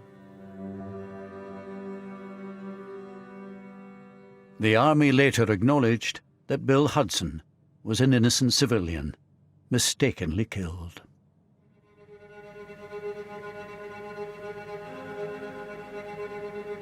This multiple killing, the worst the security forces have ever suffered in Northern Ireland, coming as it does after the Mountbatten tragedy, must serve to only further heighten tensions in Northern Ireland. Word quickly spread of how meticulously planned the IRA operation at Warren Point had been. Anthony McIntyre was an IRA volunteer locked up at the Maze prison at the time. I thought it was impressive. I thought it was ingenious, because not only did they detonate the first device, they had to wait until the British Army backup arrived and positioned itself behind the gate post and then detonate the second one. So it took nerves of steel for the volunteers to sit there and do that. It was absolutely militarily fantastic. Brilliant. I don't want to say the word fantastic, but, you know. But the big bonus that they had, that they didn't normally have, was they were in a different country. They had no need to run away. Yeah, they were in the They south. were in the south. And that's why they could take their time. You take advantage when you can, and they did.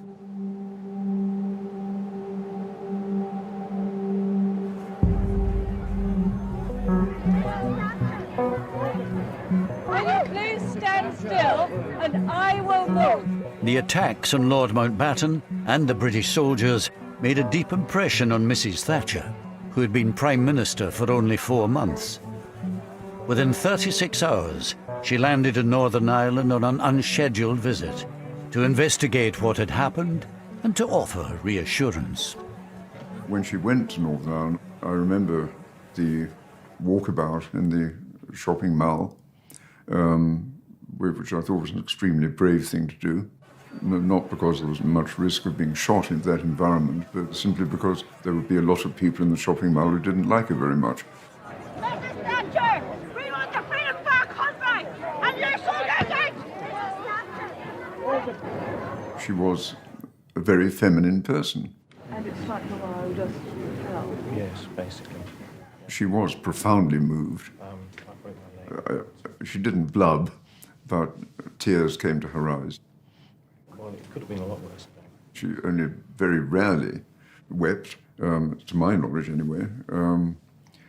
And when she did, there was good reason for it. She's not everybody's cup of tea, I know that, but she was able to relate, and they to her, to the soldiers. Boadicea, very doughty lady.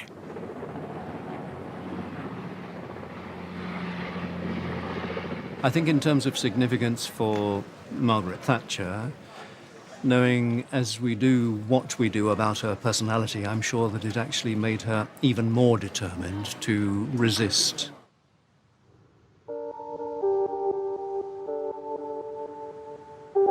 Mrs. Thatcher's flying visit did not extend to the scene of the Mountbatten bombing over the border in the Republic of Ireland. Here too, the events of that day had made a huge impact. While it was recognized that the IRA had pulled off 2 audacious military operations, in PR terms, opinion was divided. Almost everybody spoke with regret and shame about what had happened to Mountbatten. And that sense, this is our territory, how dare they do this on our territory? But there were a number of people, I won't say a majority, but there were a number of people who said what happened to Mountbatten was wrong. But as far as the British soldiers are concerned, listen, those that live by the sword die by the sword. This feeling was reinforced by the fact that 16 of the 18 British soldiers killed at Warren Point were from the Paratroop Regiment. The Paras were deeply unpopular on both sides of the Irish border, thanks to an infamous incident that had taken place 7 years earlier.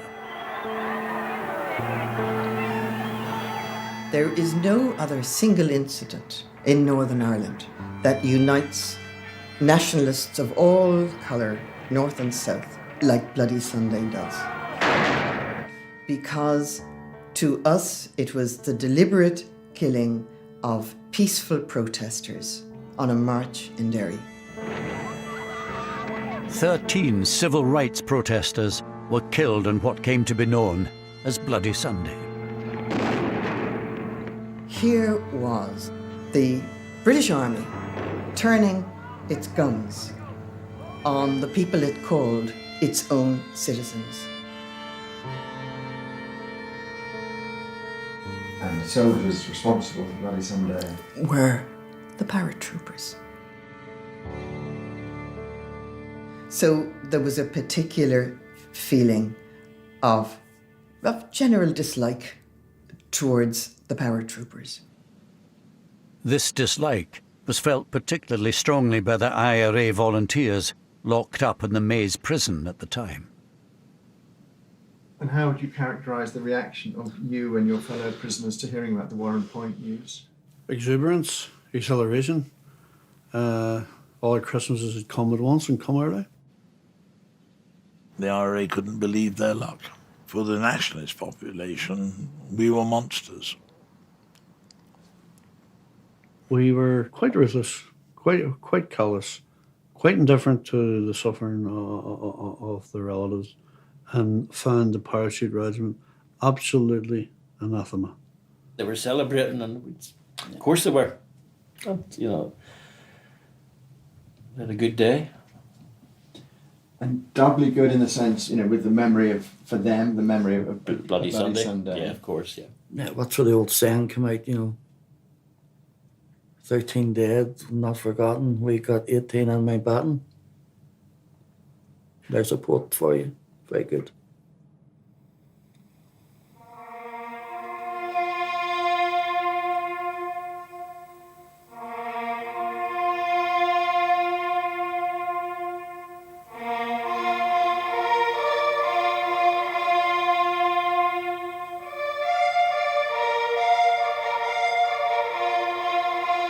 That funeral was extraordinary. I think my grandfather had masterminded every moment of it, understandably, and it ran to perfection. The whole family of Europe seems to be here. Lord Mountbatten's state funeral, the largest of its kind since Winston Churchill's, provided a vivid reminder of the personal nature of the blow dealt to the royal family.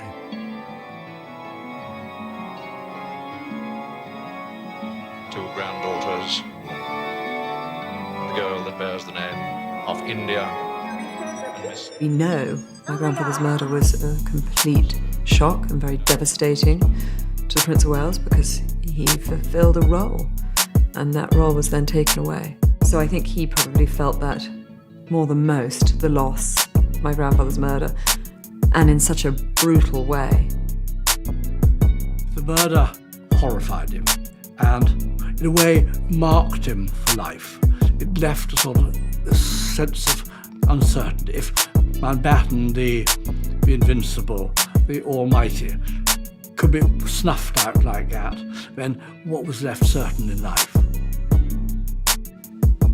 Within a week of the funeral, 11-year-old India found herself sent off to Gordonston, the boarding school in the north of Scotland.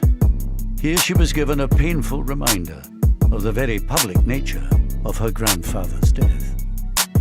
I remember feeling desperately lonely, going off to boarding school without my mother. And the first night, someone, after lights out, saying a joke.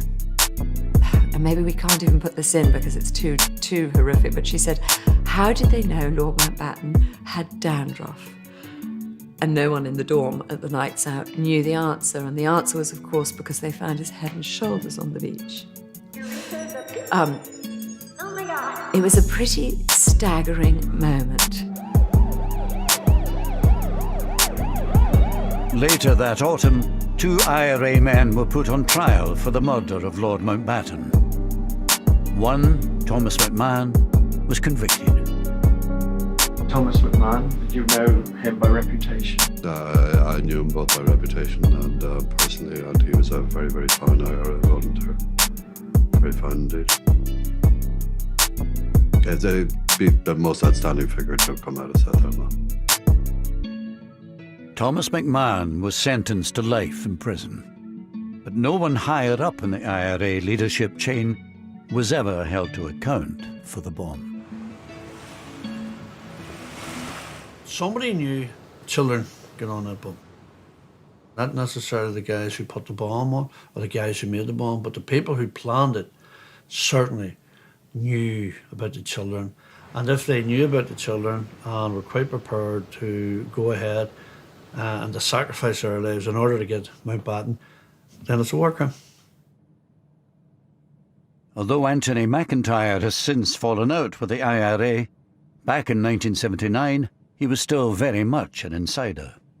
Given the political sensitivity around Mountbatten and the fallout that the IRA leadership, the political thinking people in the IRA leadership would have anticipated, I would imagine that was a decision taken at the most senior levels. Kieran Conway, who temporarily left the IRA in 1976, is in no doubt as to who was in charge at the time of Mountbatten's assassination. I've absolutely no difficulty in saying that in 81 when I rejoined, and I wouldn't have said that until Martin died, that McGuinness was Chief of Staff. And your clear understanding was that he had been since 78? Yeah. Ultimately, as Chief of Staff, it would be McGuinness's responsibility, that operation. Yeah, that's right, yeah. Oh, that's the way it works. I mean, if you're the boss, you're the boss. You take responsibility for whatever goes on.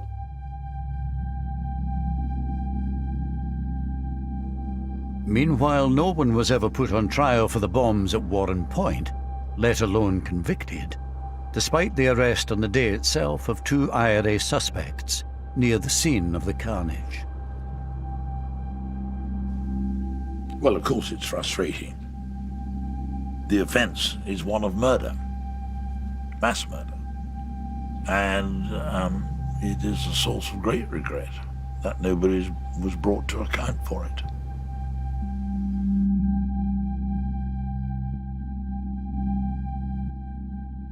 In these past few days, the irresistible force, the political will, has met the immovable object, the legacy of the past, and it has actually moved it. It took another 20 years after the Mountbatten and Warren Point killings, but peace was finally established in Northern Ireland by the British and Irish governments at the Good Friday Agreement in 1998. This agreement is good for the people of Ireland, North and South. As part of the peace process, the IRA's prisoners were released, including Thomas McMahon, the sole IRA member convicted of the killings.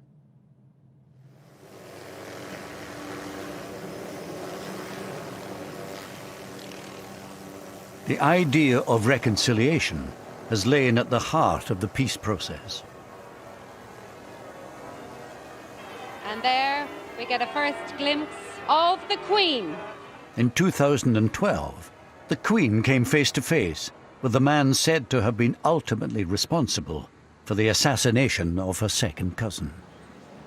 You really did have to just pinch yourself and think, can this actually be happening? That the head of state of the United Kingdom and the man who, without doubt, was one of the leaders of the military, the offensive side of the Republican movement, who may well have had a hand in planning Mullaghmore or certainly signing off on it, that they were standing together was remarkable.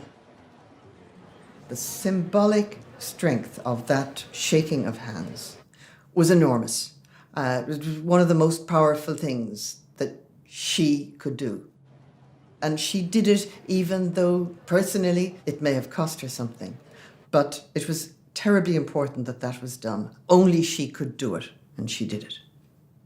She's a more admirable person in the transaction, I think, you know. I think it was more difficult for her than for him.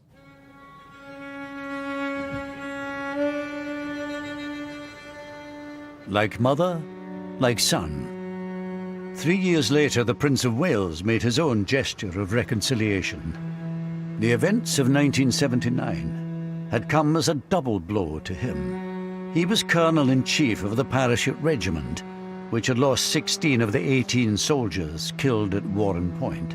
And at Mullaghmore, he'd also lost a mentor who meant so much to him. At the time, I could not imagine how we would come to terms with the anguish of such a deep loss, since for me, Lord Mountbatten represented the grandfather I never had.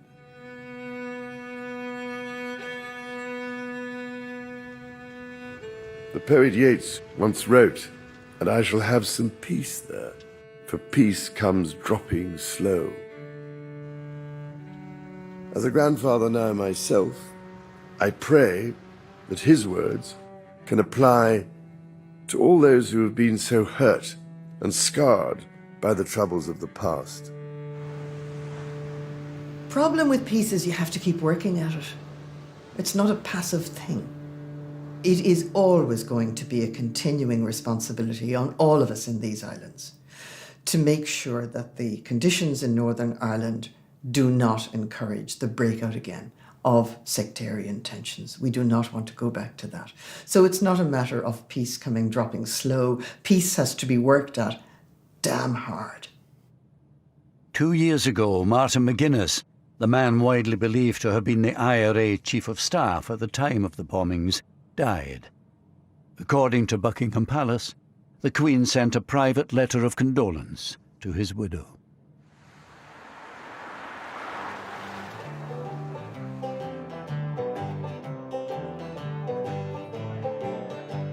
Today, for the most part, normal life has returned on both sides of the Irish border. But the sense of shame in the village of Mullaghmore lives on, especially among those who'd had close ties to the Mountbattens. There was a terrible sense of shock in this village and disbelief. And there was a dark cloud over the area, over the village for years after. People didn't talk about it. They did in their own houses, hushed, talked about it, but not out in the open.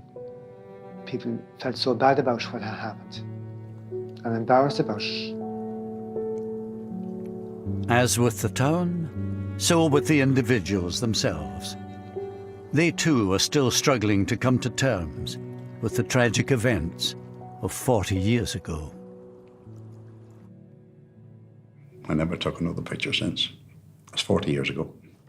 Why did you never take another photograph? I just couldn't face it. I was literally shaking. I watched the firemen and I thought that's what I should have been doing.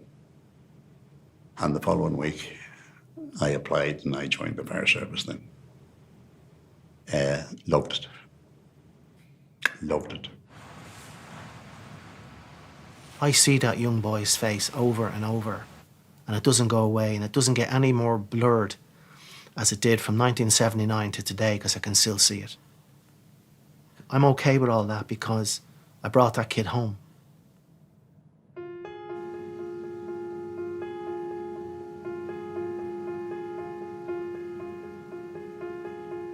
That's 40 years ago now.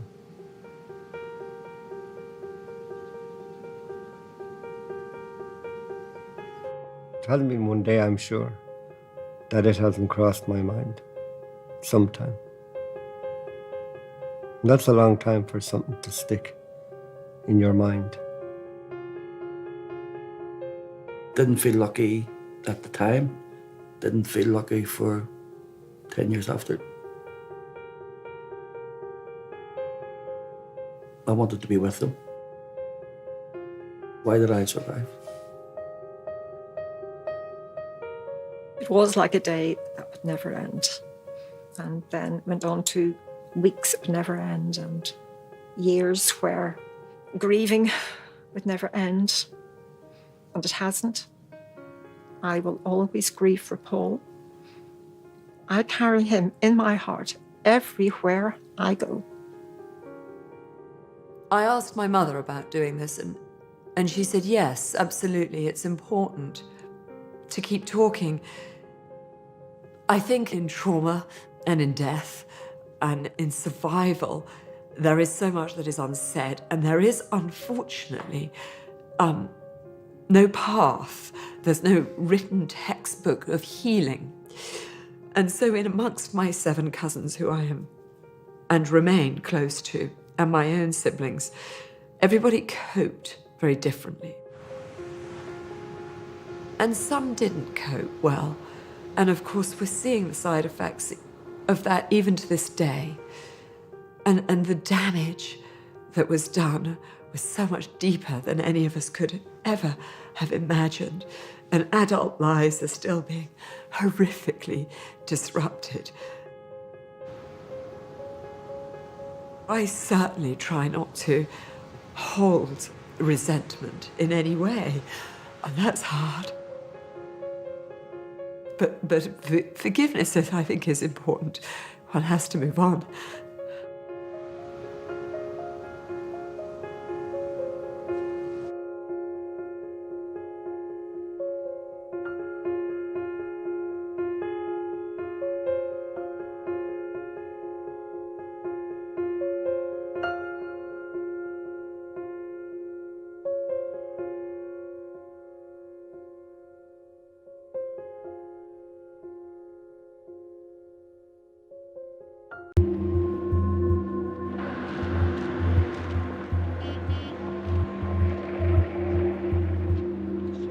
The investiture will focus the attention of the whole world on the Principality. The investiture itself was a culmination of a number of events. They were all, from our point of view, deliberately offensive. It will be an occasion for monarchy and state to walk together in harmony, as they have done for so many years now. They were throwing gauntlets down. And someone had to pick them up. When you came to Wales, of course, there was quite a lot of strong anti-English nationalist feelings. It's something that you've come to understand, come to comprehend since you've been in Wales. You see, I think they feel so strongly about Wales as a nation, and it means something to them, and they're depressed by, what might happen to it if they don't try and preserve the language and the culture, which is very unique and special to Wales. And if something is unique and special, I see it's well worth preserving.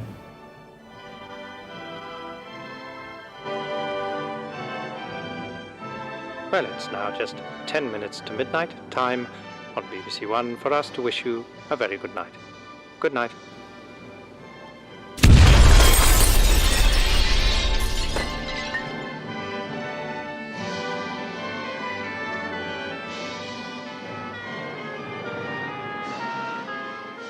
Yn ystod y nos neithiwr, fe ddigwyddodd yr hyn roedden ni I gyd wedi bod yn ei ofni ers misoedd. I believe that the nationalists of Wales have created a monster they cannot control.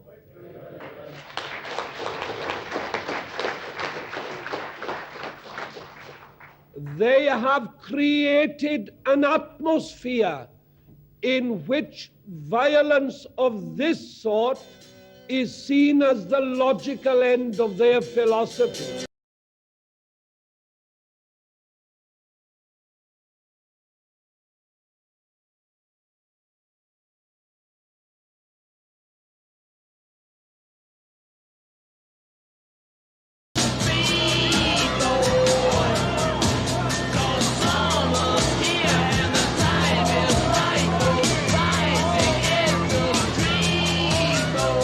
We in Wales were the local arm, as it were, of a worldwide movement.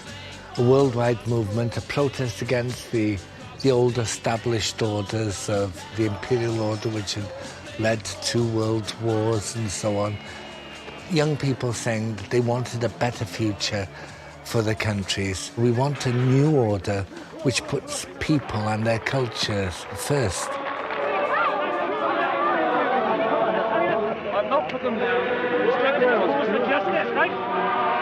So the irony of the investiture is that it happens at the end of the 1960s, the end of a decade of extraordinarily tumultuous politics, decolonisation, student revolution, the pill, the expectation of equality. It's absolutely huge. Everybody has changed, and this family wasn't. In their island, what they do is reinstate this antique ceremony, purporting to be about 600 years old, except they've made it up.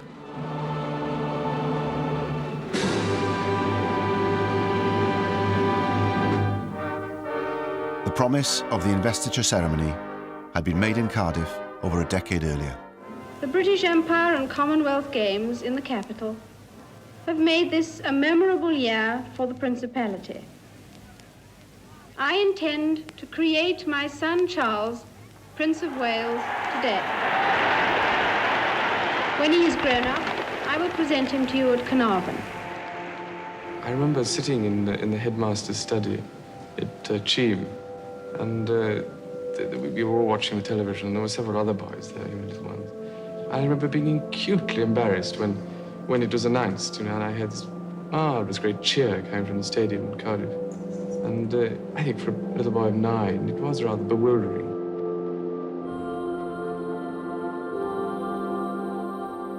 Charles is a frightened, subdued soul. The Queen tells him, across a public address system, for goodness sake, that he's going to be anointed the Prince of Wales. This is a very odd way of being a family, but it's a guarantee of the duty of the sons. This is the way that the royal family was really operating at this point. You are told something, you put up with it, you deal with it, and you cope with it. And it's really hard for Prince Charles because he's a very sensitive child, he's a very thoughtful child, and this weighs heavily on him. He really is expected to just accept it and get on with it. The idea of the 1969 investiture was popular in Wales.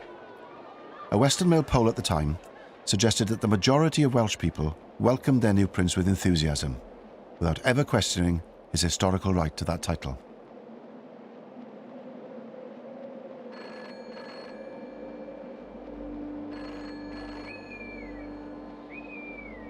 Wales has always been regarded as something of a poodle.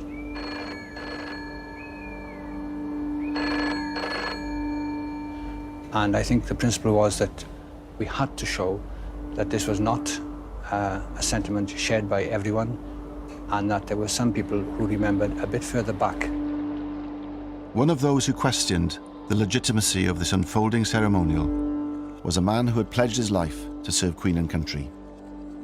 A young army sergeant called John Jenkins, who single-handedly took it upon himself to reorganise and mobilise an underground movement called MAC, Mudiad Amddiffyn Cymru, against the most public display of state power this small country had seen in recent years. John Jenkins was born in 1933 and raised in Treharris and then Pen y Bryn in the Rhymney Valley. He was the son of a miner, and he described his childhood as idyllic. The young John wasn't raised as a Welsh speaker, but he was fascinated by history and his Celtic roots. In particular, he was captivated by Capel Gwladys, an ancient site on Gelli Gaer Common, close to his home in Pen y Bryn. It's a place he would return to many times in his life. He played drums in the local kazoo band, and his love of the drums and the outdoors would take him into the army.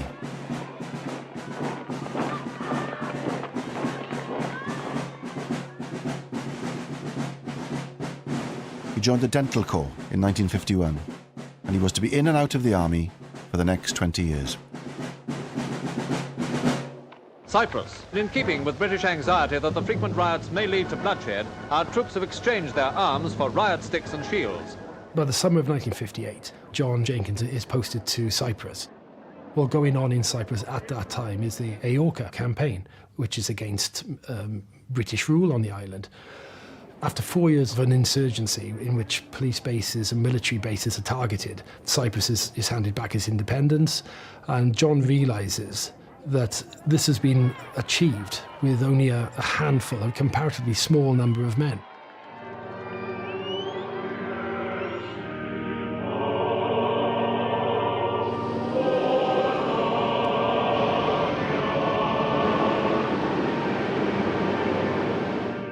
The British Empire flourishes because of the coalfields in South Wales, because of the iron, the steel, not just in South Wales, not just from the slate from North Wales, but it's an integral part of the imperial story. But by the 60s, that empire is dead, essentially. The empire is crumbling. Those opportunities that were there in the empire are no longer there. the coalfields are beginning to fail, so that you see unemployment amongst the coal miners increase in the 1960s.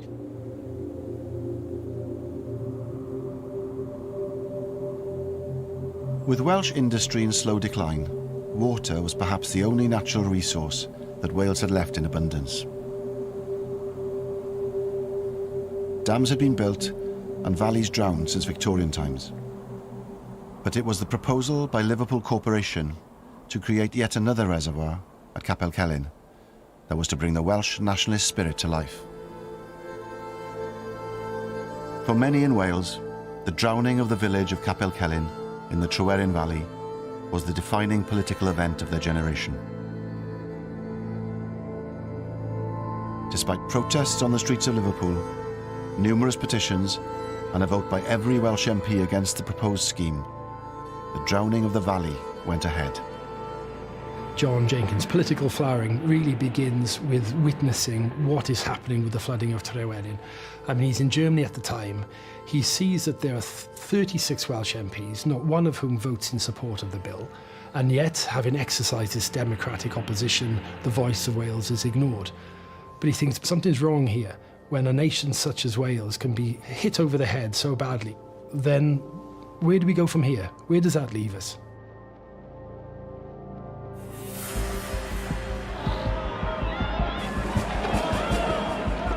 For some people, it said, there is no political democratic solution to this, and the only way we can win our freedom, the only way we can look after Welsh interests is not through the ballot box, but through some kind of violence.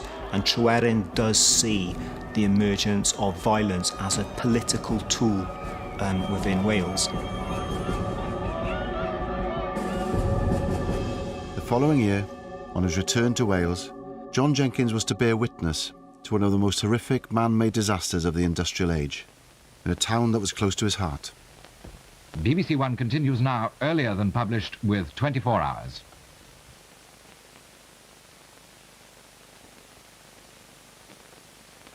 Honestly, I don't know how to begin.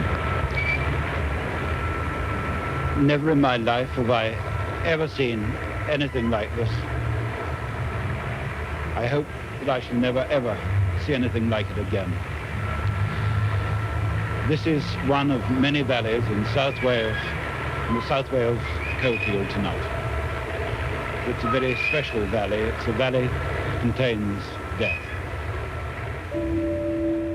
116 children and 28 adults were killed when the slurry from a coal tip engulfed the local junior school. I began to feel discredited in many ways, in that I was a member of a nation which was downtrodden and which was suffering. It was my mother's home, you see, for a start, and I felt it very deeply.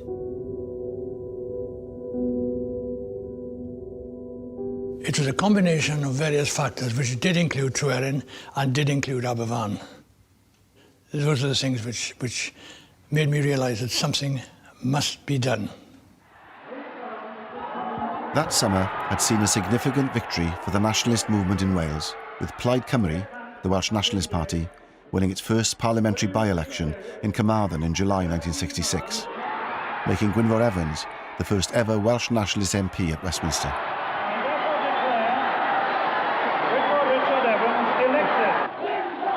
When we look at independence movements, they're always an amalgamation of different interest groups.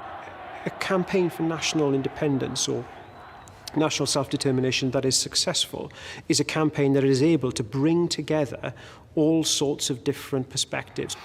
We see that to an extent in Wales in the 1960s. The success of Plaid Cymru, for example, demonstrates that increasingly more and more people are willing to detach themselves from the two major political parties in Wales.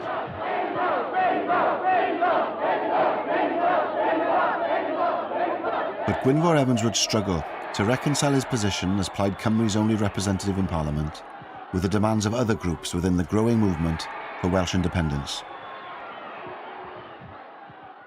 Cymdeithas yr Iaith was founded in 1962 to try and get official status for the Welsh language, to get road signs in Welsh, official forms in Welsh, was part of the awakening of realising that our language was not something which was dying out, but was part of a living, new, young enthusiasm for Wales, a young revolution in Wales. You have Cymdeithas yr Iaith that are committed to direct action, but Cymdeithas yr Iaith are also an organisation which is committed to pacifist means. And then you have groups like MAC and the FWA who are committed to a more violent campaign of disobedience, of disruption, of terrorism, if one likes. At Machynlleth, the young people met to express through a protest march their dissatisfaction with the situation in Wales. These rallies drew together a variety of organisations: the Free Wales Army, the Young Patriots League, the Patriotic Front, the Anti-Sice League, and it's open to question how far these various groups enjoyed shared objectives and shared membership.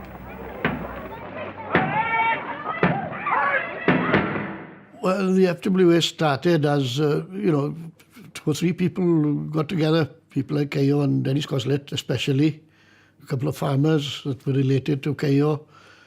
Cayo had a privileged boyhood and education, public, 2 or 3 public schools, I think. Expelled from 2 or 3 of them as well. I spent a lot of time at Cayo's home. It was a small mansion, it was a lovely, lovely place. He was a throwback, from the days of the princes. That's when he should have been alive, in fact. The days of Glyndŵr and Llywelyn. He'd have loved it. There were many non-Welsh speakers in the FWA, especially those from Rhondda, Merthyr, places like that. And they joined the FWA, I think, because they didn't feel as if they fitted in with Plaid Cymru because of the language. They wrongly thought that they had to speak Welsh.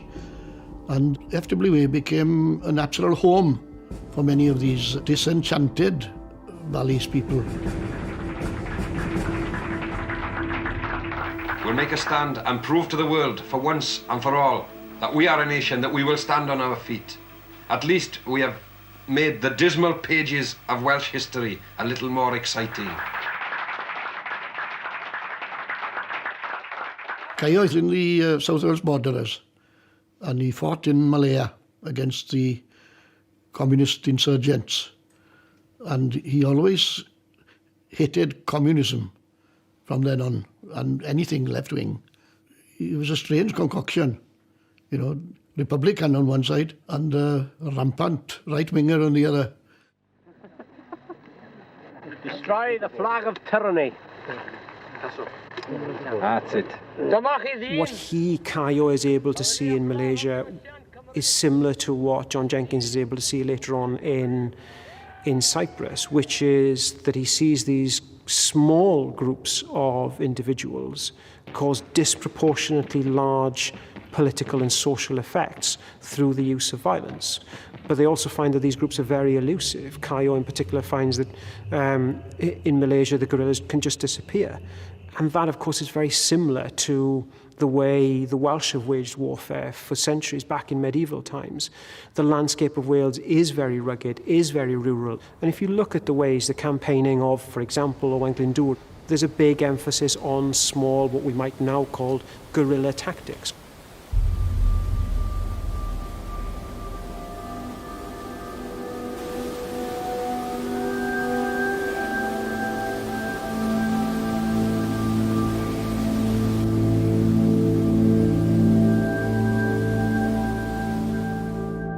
Clywedog Dam, a huge construction which was being built near Llanidloes, was to become the target of the more extreme Welsh nationalists. In 1966, it was nearing its completion when the police received a warning that a bomb had been planted on the site. 8 pounds of gelignite had been placed under an 80-foot steel mast that was connected to another by 110 feet of 3-inch cable. It exploded, sending the entire construction cascading down the hillside. Speculation was rife about who might have been responsible, but an olive green Castro cap, found 30 feet from the scene, seemed to point the finger conclusively towards Caio Evans and his men. I don't think it was being worn by anybody who undertook the operation. It was dropped deliberately by somebody, put it that way.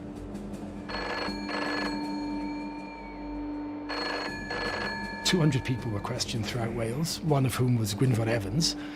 So in the dark are they, I think, as to who might be responsible, whatever their suspicions."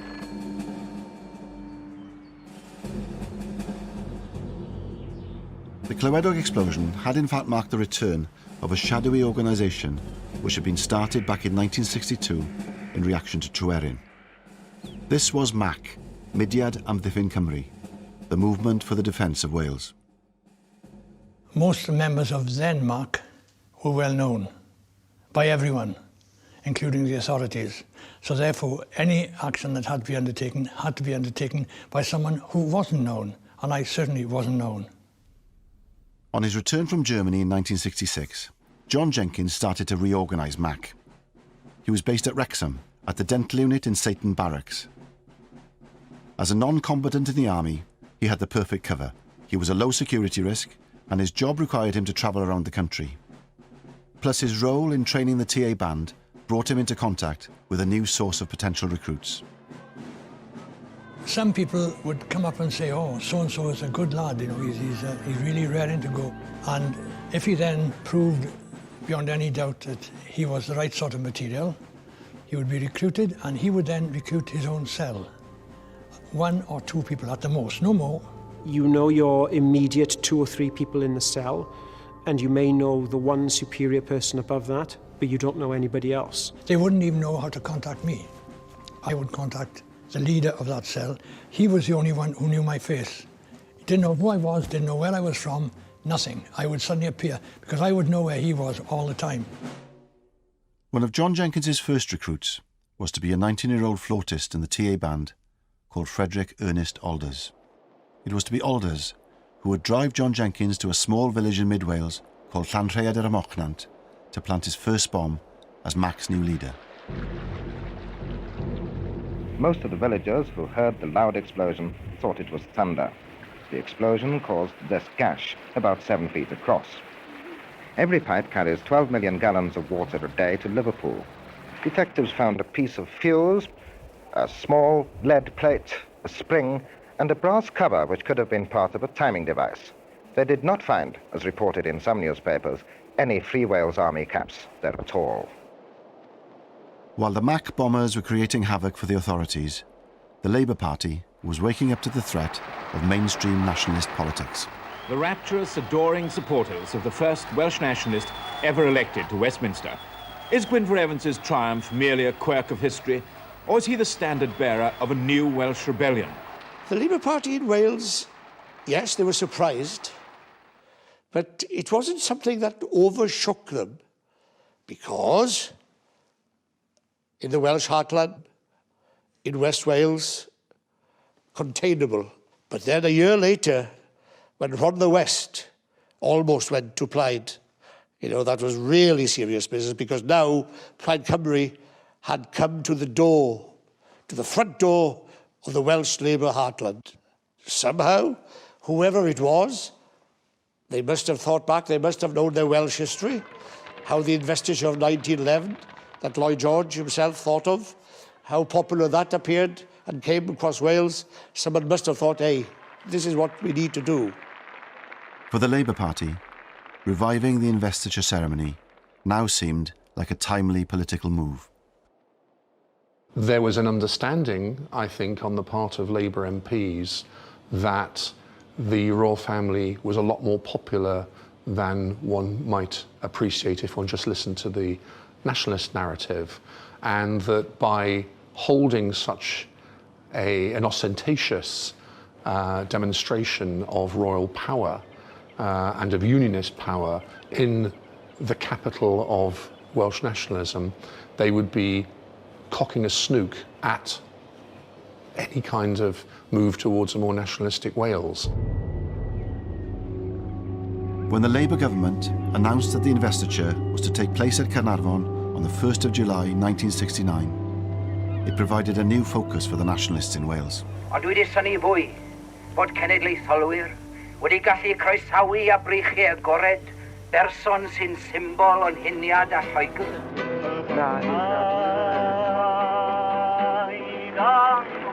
Cymdeithas yr Iaith prepared themselves for a new wave of protest, and with the first meeting to discuss the investiture arrangements to take place in Cardiff in November, all eyes were on the capital city.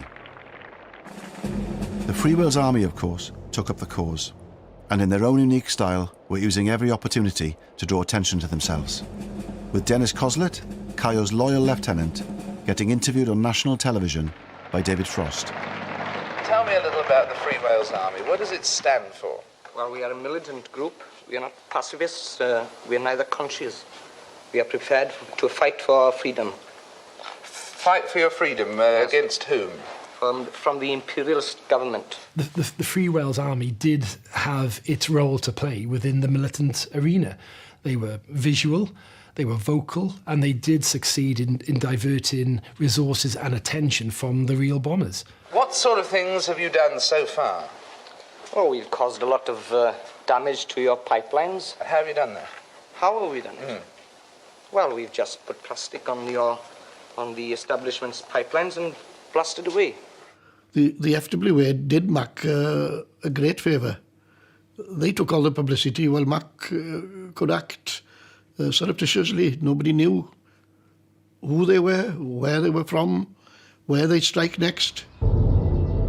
On November the 17th, 1967, the Investiture's organising committee was to meet at the Temple of Peace in Cardiff. John Jenkins, as Mac's new leader, was acutely aware of the opportunity this presented. John decides that every time a member of the royal family or those involved in the organisation of the ceremony steps into Wales, there will be an explosion. In the early hours of the morning, on the day of the investiture meeting, a 15-pound bomb exploded in the Temple of Peace.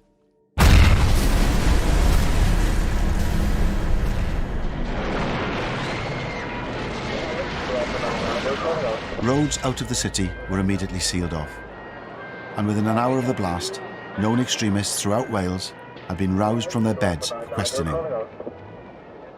A frantic effort was made to prepare the building for the meeting, which was due to take place in the Grand Hall at 11:30 that morning. The Queen had appointed her brother-in-law, Lord Snowdon, to coordinate the ceremony. He arrived at Cardiff Central Station to be informed that both he and the conference were the subject of a police maximum security operation. I wish to deplore and condemn the action which took place in the Temple of Peace here in Cardiff in the early hours of this morning.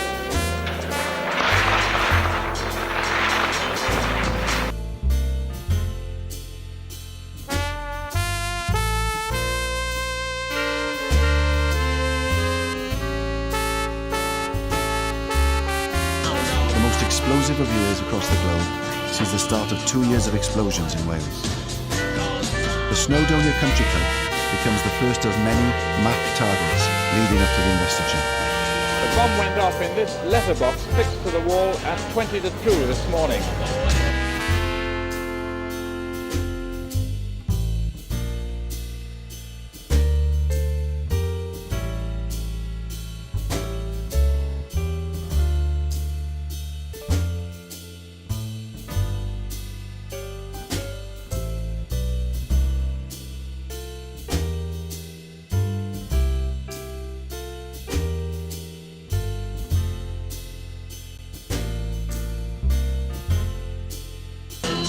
Carnarvon Castle, where the bitterness was born, where in 1282 Llewellyn the Great was killed fighting the English. And it's in this shrine of Welsh nationalism Charles Windsor becomes the 20th Prince of Wales, a castle preparing yet again for a siege.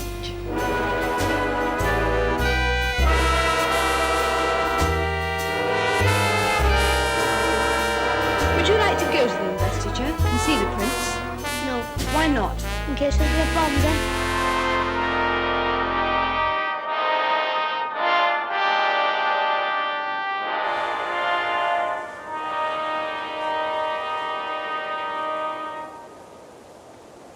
I believe that the nationalists of Wales have created a monster they cannot control. George Thomas became a bit of a caricature of someone who hated the Welsh language, even though they were Welsh, and who gravitated towards an English monarchy. Royalty, the royal family, was very, very, very important to George. Hugely important. Gwenoro Jones, who was an official of the Welsh Labour Party before he became an MP, for example, used to visit George at his home. He walked into the lounge, either side of the fireplace, 2 feet by 3 feet type of size. Both sides, the Queen and Prince Charles. Amazing. Funny thing to keep in your lounge, isn't it? The first appointment of the day for George Thomas MP, Secretary of State for Wales. Breakfast with Mam. Even though the announcement of investiture was in the days of Clydwyn Hughes, the carrying out of the process, that was George's responsibility, and I bet you he must have loved it. He would have been in his element. The Prime Minister said to me, "And next year, George, you will have the investiture of Prince Charles." Well, at that stage, I didn't think it was going to involve any problems, because I thought, well, that's right, it'll be a very pleasant occasion, but a full stop. But of course, we had a lot of anxieties first. A device had been placed on a basement windowsill, and the blast, which was heard 3 miles away, blew indoors and threw furniture around. No sooner had George Thomas become Secretary of State than Mac struck again, audaciously blowing up his headquarters at the Welsh office. Minister, do you think that, say, Home Rule for Wales would stop this sort of thing? Not at all. Our Home Rule for Wales isn't wanted by the Welsh people. You'd start a lot more trouble if you tried to give Home Rule to Wales. What we are seeking for is a greater sense of participation in the work of the government. Prince Charles, on a visit to the Welsh office, has his first experience of anti-investiture protest. But the throwing of smoke bombs evoked little sympathy for the protesters, who were accused of, in the words of one church leader, ignorant discourtesy to a young man who is in no way responsible for the position in which he finds himself. La la la la la la la la la la la. Mae gen I ffrind bach yn byw yn Buckingham Palace, a Charlo Windsor yw enw e. Tro dwetha res I gnocio ar ddrws o'i di, daeth ei fam i'r drws a medde wrtha I. O Carlo, Carlo, Carlo mare bolo heddi, heddi. Carlo, Carlo, Carlo mare bolo vita dali. Well, I was a student in University College, Aberystwyth as he was at the time. Prince Charles was to be seconded to Aberystwyth for 6 weeks of the summer term, during which time he's going to learn the Welsh language, he's going to learn everything about Welsh history and Welsh culture, so that he'd be acceptable then as Prince of Wales. It was quite a surprise when I learned that I was going to be sharing lectures with the Prince of Wales. I wasn't very excited about that. In fact, I thought it was pretty awful. I thought it was quite ridiculous that he would spend a term and learn all he needed to know. But there we go. Not my choice. But when I was chosen by my fellow students to be the chair of Plaid Cymru in the university, it did become a bit of my business, I have to say, because we became then open to persuasion by the authorities to behave ourselves and not to engage in what was called immature protest against the Prince.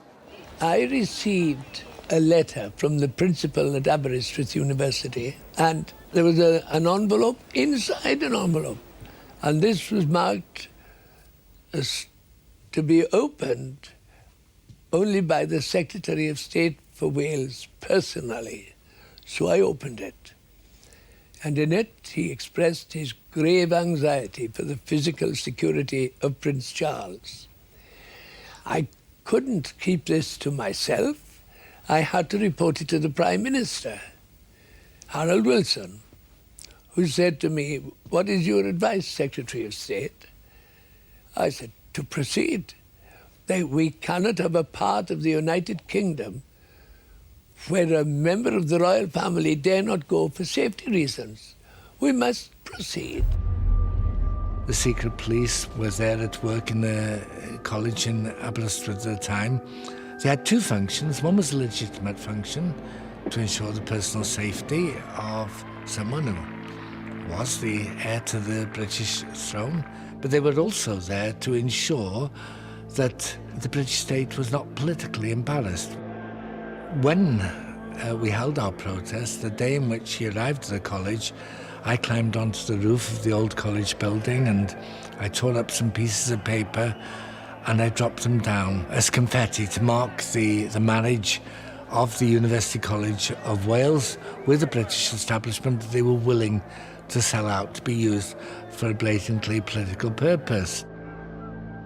I was told later on that police marksmen were on 4 other nearby roofs with their rifles trained at me, so had it even seemed that I was dropping anything more sinister than a tiny bit of paper, I'd have been taken out immediately, therefore. Mr. Millward, as one of the Prince's tutors, you've been putting the final touches to his timetable today. Just how rigorous a syllabus will it be? It's quite a heavy syllabus. He'll have his plate quite full during these 9 weeks, and he's very willing to work hard. It was very strange to be in Edward Millward's company because he was vice chair of Plaid Cymru in Aberystwyth and he was a member of staff and he was the tutor who was teaching Prince Charles Welsh.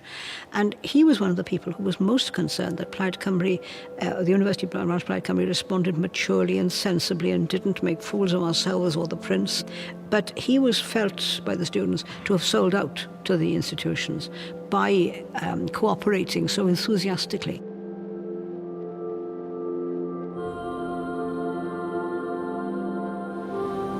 There have been stories that you've had rather a lonely time at the University of Wales at Aberystwyth. Is this so? Well, yes. I wonder where these reports come from, but I suppose they circulate. You see, the trouble is that one has to remember that I'm in a slightly different position from several other people. And I think they try and put themselves in my position too much. I think out of certain necessity, I've perhaps been more lonely, if they like it. I mean, I haven't made a lot of friends, if that's what they mean, and I haven't been to a lot of parties or anything. There haven't been very many. And I've had a lot of other things to do. I've been around Wales a lot and looked at things and visited people. And essentially it is, I suppose, compared with other people's lives, more lonely. And in this sense, I suppose I've had a lonely time. He would arrive to the back door of the college in his sports car. He would be accompanied by several policemen, and 2 of them would guard his car. And then he would go in for the university lecture halls. Students would be there already. He would come in, he would sit in the front of the lecture hall, and there would be 2 policemen outside the door to ensure his safety.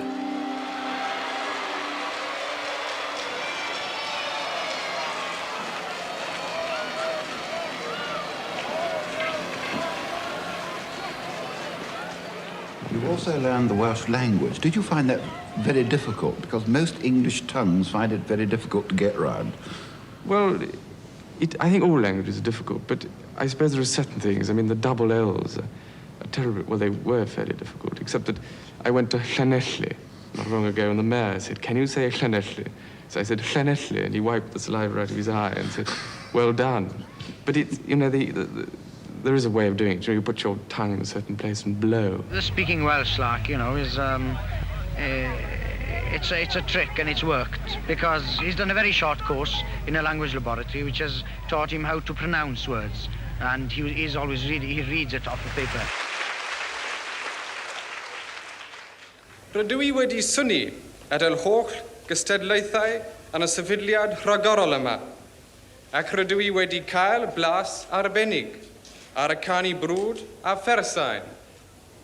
Canu mor frwd, fel y byddai'n dda eich cael chi gyd Yng Nghaernarfon. Prince Charles has won over the hearts of most of the middle-aged women, especially. And this has been effective, you know, and the ceremony itself was cooked up more or less for the 1911 ceremony at Carnarvon by Lloyd George. And it was then a political gimmick, and to a great extent it is now also a political gimmick. Well, this picture is a very splendid picture of the presentation of the very first English Prince of Wales to be presented to the Welsh people in 1284. And this little fellow here is the actual Prince of Wales being held by his dad, King Edward I. And here are the painters of this splendid picture. There's Ian, Lynn and Mark. Hello. Now, of course, there is the famous story that the Welsh had said they were going to refuse to have any Prince of Wales who didn't speak Welsh. And so Edward tricked them, and he brought out his newborn son, who spoke no language at all, and said, "Here is a Prince of Wales who doesn't speak English." That is a complex moment of myth-making, really, because actually the investiture of Edward II took place over in Lincoln, in East England, rather than Carnarvonshire in 1301, 17 years later. And no ceremony was recorded, and certainly nothing happened in Carnarvon because Edward wasn't there. So when we think about these ceremonies, we've got to think about an idea first coined by historian David Cannadine. That was the invention of tradition. The monarchy stress through staging royal ceremonies in more public ways that this stuff is old, that it has a long tradition reaching back hundreds of years, if not 1,000 years, when in fact all of the pageantry, the pomp and circumstance, the colour, the gold, the glitz that we associate with the modern British monarchy, a lot of it's come from the 19th century as a way of sort of articulating a sense of shared history and heritage that unites the nation as a whole. 1969 is definitely a departure from 1911 in terms of the way the ceremony looks and feels. And instrumental to the changes is the figure of Lord Snowdon, Anthony Armstrong Jones, who had, at the start of the decade in 1960, married the Queen's younger sister, Princess Margaret. And in his approach to the ceremony in 69, he tries to incorporate all of the sort of the feel of the 1960s, that it is a more modern ceremony. I think that when I did it, there were certain people thought I was going to be a whiz kid and do an ultra-modern thing. Actually, it was very traditional. And if it's sort of like what Henry V would have done if he'd had perspex. I wanted it to be romantic. I wanted to be good on television. That was the only thing. I did not want it to be an elitist ceremony. In the stage management of a national occasion, there's never been such a bias towards television before. Scarcely a battlement here without its cameras. And under the guiding hand of Lord Snowdon, the castle has become a kind of medieval television studio. I mean, it would be madness to design it just for the few inside. I must design it for the 500 million viewers, which is believed to be watching. And the rehearsal started where the procession itself will start, at the special Royal Railway platform built near a factory 2 miles from the town. It was one of the biggest security the country had ever seen at that time. There were nearly 2,500 police officers. They came from everywhere, including the plainclothes. I think there were about 1,000 of those, 1,500 nearly uniformed officers. To organise such an event was enormous. The gentleman in charge, the Duke of Norfolk, he was an experienced coordinator of such events, but the biggest danger is if you pre-tell everybody where you're coming, how you're going to do, where you're going to walk. A good terrorist can either have a sniper, an explosion, or what have you, and that's how, if I was going to attack anybody, how I do it. The discovery of a bomb near Holyhead Pier, where the royal yacht was due to visit, intensified police fears over security. 3 men were arrested, but their connection to Mac was never proved.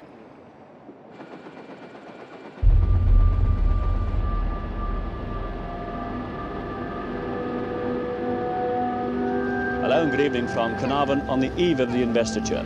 A town which seems about to explode as the sightseers pour into the streets to...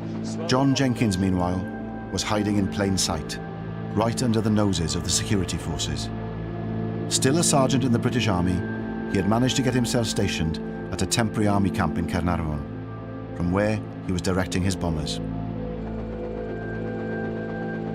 The night before the investiture, there were 4 groups out.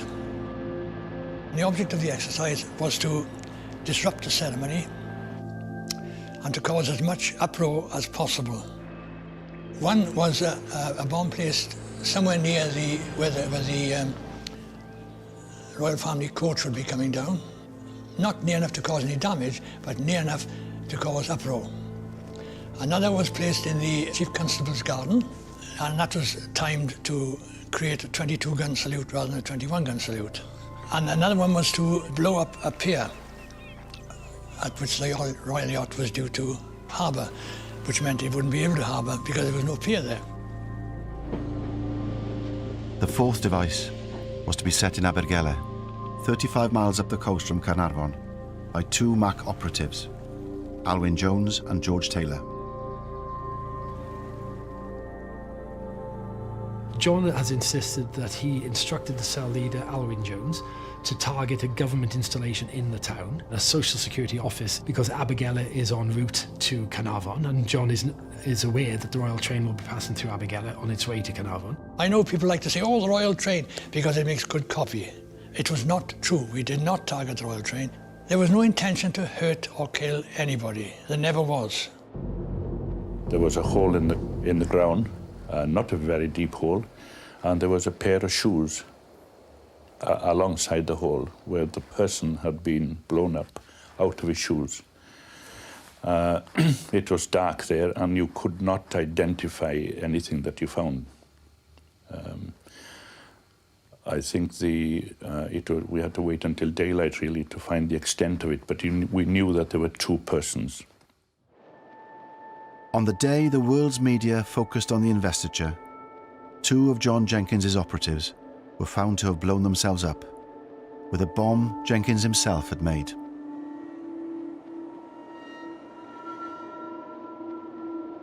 An officer put his head in and said, well, we got 2 of the bastards last night. I went down to the sergeant's mess to find out what was happening, and all they had on was bloody cricket or tennis or something.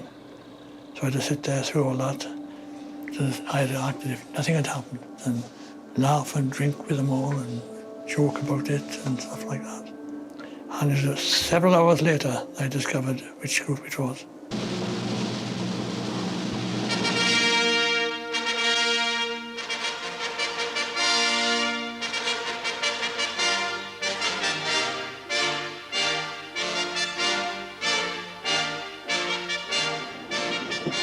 As the programme went on air, 2 unexploded devices still remained in Carnarvon.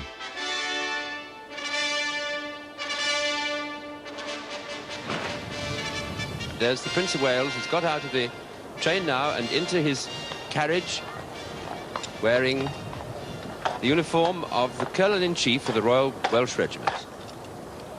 With him is the Secretary of State for Wales. We would be untrue to history if we did not say everyone, including the royal party, everyone held their breath until the thing was over.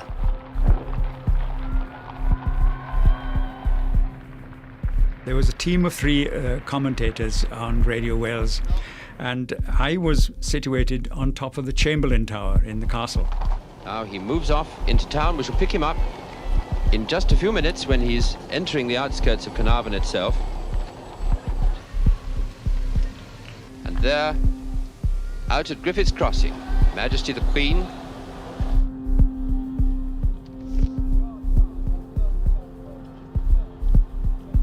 When the Queen arrived in Griffith's Crossing and came off the train, there was to be a 21-gun salute. We had instructions, whoever was on the air when the royal salute began was to cue back to me, and I would say immediately jump in and say, now you heard that gun go off. That was the first of the 21-gun salute, signalling the fact that the Queen has now arrived in Wales and is on her way into Carnarvon.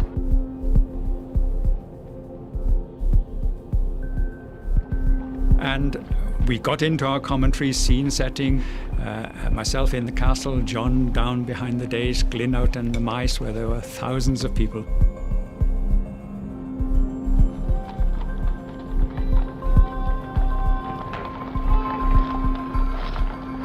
And suddenly, and rather unexpectedly, there was this boom. And so Glyn, fair play, did exactly as we had arranged. He handed back to me, and I jumped in quickly and said, "There you are," he said. "You've just heard the first gun of the 21-gun salute.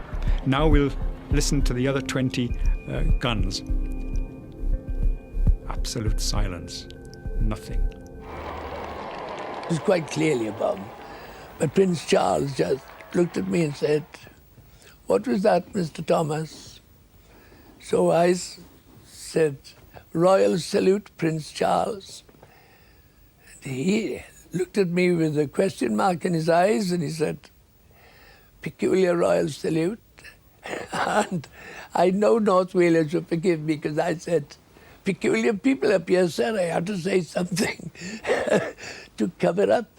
And we both laughed. I said, well, evidently that wasn't the first gun of the 21-gun salute. And then I looked over my shoulder and I just saw a plume of smoke on the hill behind the other side of the harbour, and some people running around. And in fact, it had been a bomb, maybe a diversionary bomb, but it was a bomb. Now, what we're looking at now is an incident of some kind. I heard an explosion just a little moment ago. We thought that one of the guns had gone off accidentally. There could just possibly have been an explosion. The bomb, planted by Mac in the Chief Constable's garden on Love Lane, had detonated as planned, throwing the traditional 21-gun salute into disarray. Now here's the Queen, following up behind her son and just on the outskirts of the town with a full sovereign's escort. The Queen is utterly preternaturally calm. Nothing can flap her. I mean, the Queen herself was very nervous when she went through the coronation. She was very nervous about the ceremonial, very nervous about the fact that if you put a foot wrong on TV, it'll never be forgotten. So how must Prince Charles feel going into this impossible new ceremony? A young man, he's not king yet, he's a long way from that responsibility, and he's young and he's nervous and he takes things incredibly seriously. If he puts a foot wrong, he will really take it terribly to heart and feel he's made a dreadful mistake.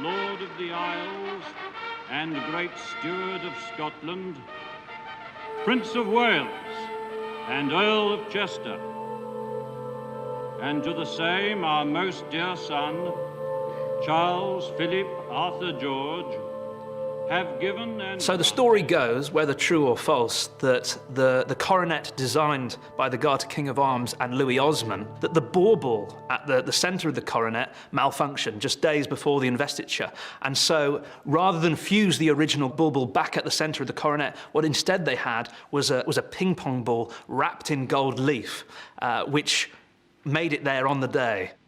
The symbol of sovereignty. I'm not totally convinced by the story. I think it's one that the tabloid press ran with a few years ago. Am hynny, yr ewylltisiwn ac yr rhoddwn o'r chymen caeth, yr ein rhan ni. Fe ysbrydolwyd pob un o'r bobl hyn, mewn rhyw ffordd neu gilydd, gan y treftydaeth hon.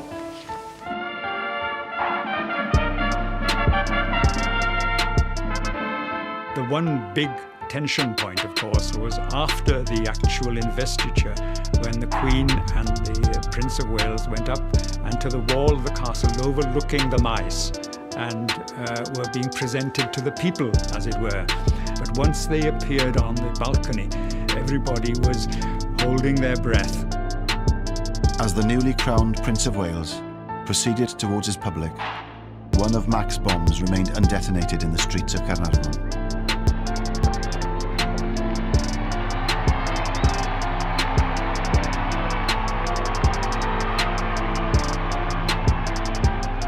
We can only guess at what her feelings were in that moment when she presents her boy to the people. And they're there in this kind of raw, exposed, beautiful, but very vulnerable space. And she's giving him to risk, exposure, danger. There is no mistaking spontaneous applause, and this is the real thing.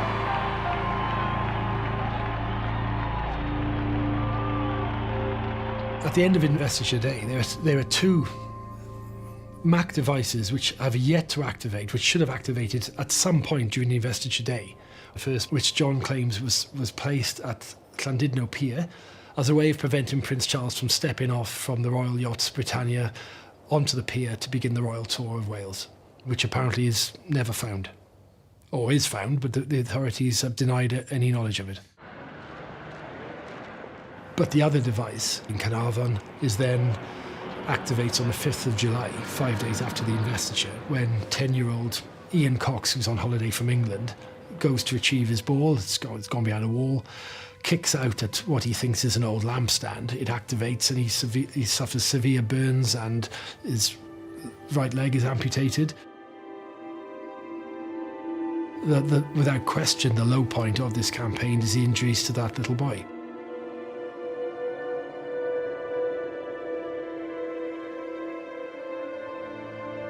The perfectly understandable response is that such injuries to a 10-year-old boy can never be justified, whatever the political cause. Whenever anything failed to detonate, a call was always made to the police to tell them about it and where it is. And this was done, but they didn't take any notice of it, apparently. So I made a point of asking, when I was captured eventually, why didn't you take any notice of the call about the bomb? And they said, because it was one of thousands we had on that day, and we couldn't possibly investigate all of them. Such a campaign of sort of indiscriminate time devices, deaths and injuries are perhaps inevitable one way or another. Explosions on remote pipelines in the Welsh Mountains is one thing, blood on the streets is quite another.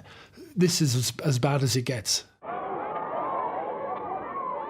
I think, looking back, Charles was the experiment. He was the guinea pig, if you like, in the royal family media project, in the whole let's get the TV cameras in and show ourselves off. Now, partly, that's a pact with the devil. They have to do it because that's the commandment, really, of modernity.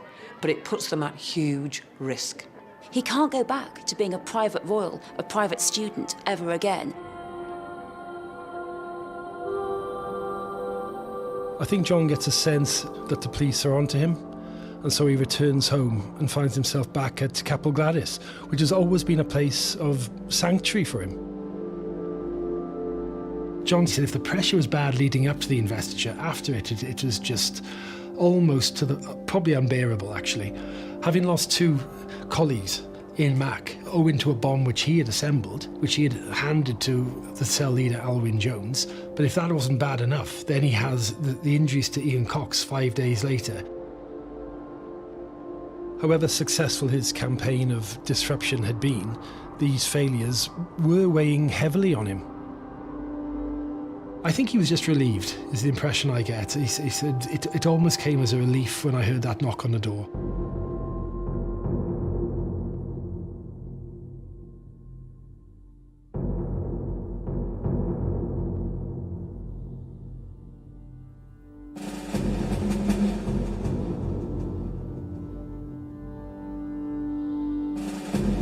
"50 years on, aged 86, John Jenkins is seeing out his days in a nursing home, having forgotten nothing. While history seems to have forgotten him and the war he once waged against the British state, he says his only regrets are the deaths and the casualties that he caused. The investiture thrust Charles into a life lived under constant media scrutiny and intrusion. 50 years on, at the age of 70, he remains a monarch in waiting, and the longest-serving Prince of Wales in British history. Sian Lloyd asks what the Prince of Wales has done in and for Wales in Charles, Prince for Wales, available on BBC iPlayer.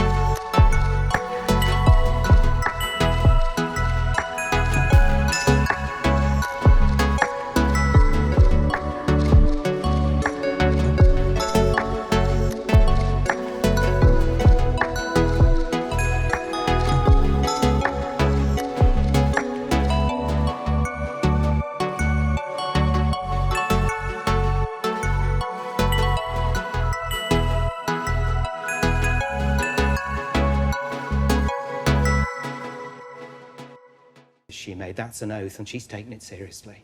Well, thank you once again for inviting us in. Thank you.